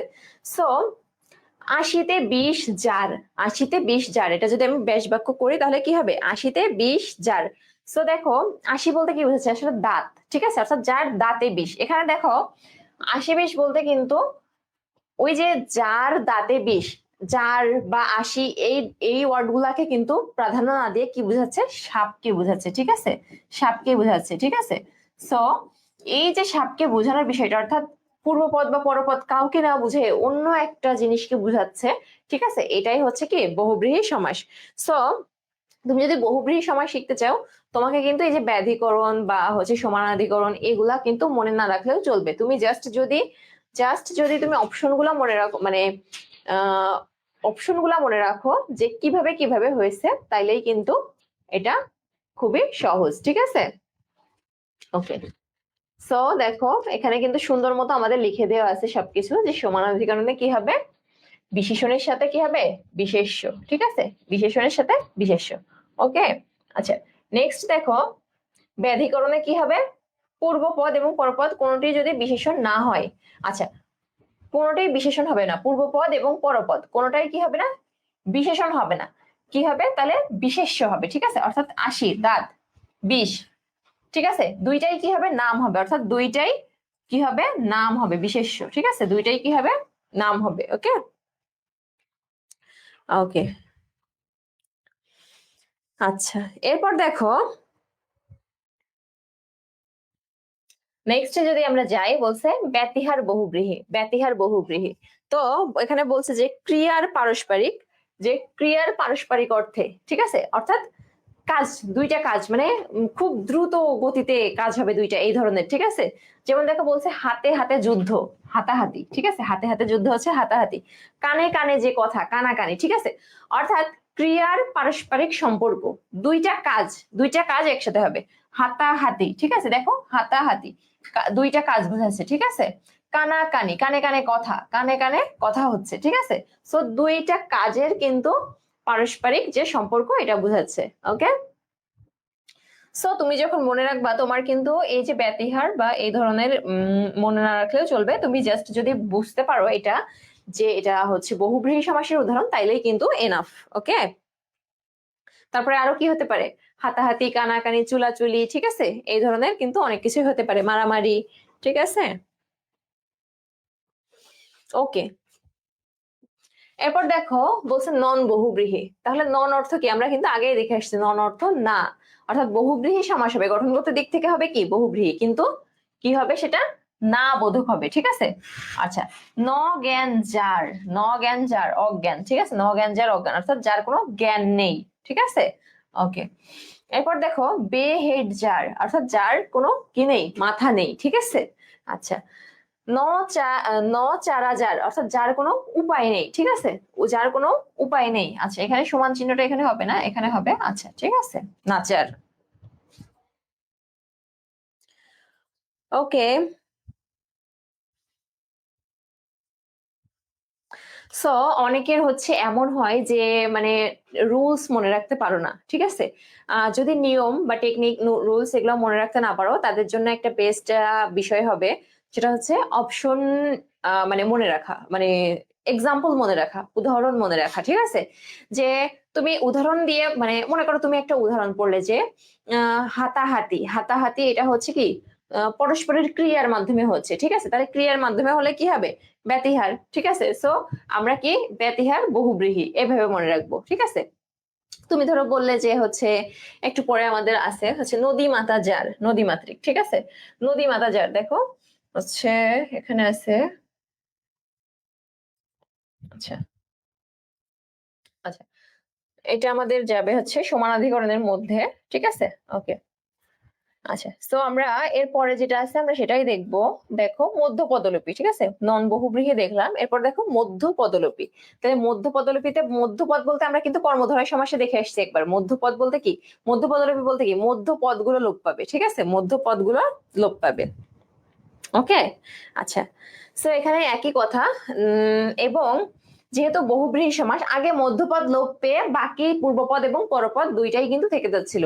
আর এখন কি হবে, মধ্যপদ লোপ পেয়ে যাবে, কিন্তু যে পদটা অবশিষ্ট থাকবে সমস্ত পদ, সেটা কি করবে, পূর্বপদ বা ওখানে কিন্তু কর্মধারয় সমাসে কি মধ্যপদ লোপ পেয়ে পরপদের অর্থ প্রাধান্য পাচ্ছিল, কিন্তু এখন আর কি হবে, পরপদের অর্থ প্রাধান্য পাবে না। এখন কি হবে, তোমার যে মানে দুইটা পদ বাদ দিয়ে, পূর্বপদ এবং পরপদ দুইটা পদই বাদ দিয়ে কি হবে, অন্য কোনো অর্থ প্রাধান্য পাবে, ঠিক আছে, অন্য কোনো পদের অর্থ প্রাধান্য পাবে।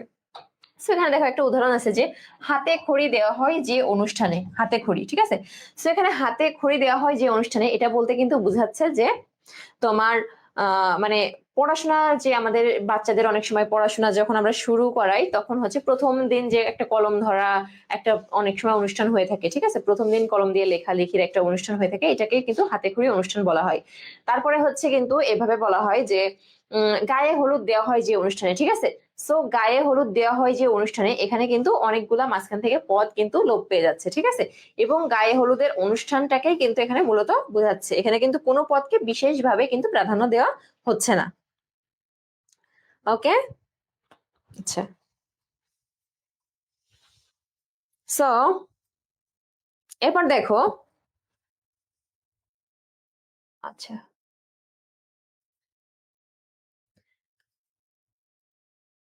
আচ্ছা, so এখানে দেখো কি থাকবে, আহ আ, এ, ও ইত্যাদি প্রত্যয় যুক্ত হবে। বহুব্রীহি সমাস হবে, কিন্তু সমাস যখন সমস্ত পদ হবে তখন কি হবে, দেখো এখানে এক চোখা আ, আ প্রত্যয় যুক্ত হয়েছে, ঠিক আছে। সো দেখো এখানে আ, এ, ও এই ধরনের প্রত্যয় কিন্তু যুক্ত হবে। ওকে, আচ্ছা, অলোপ বহুব্রীহি একই কথা, যে বিভক্তি লোপ পাবে না, ঠিক আছে, মাথায় পাগড়ি। তো এখানে অন্তস্থ বিভক্তি লোপ পাইনি।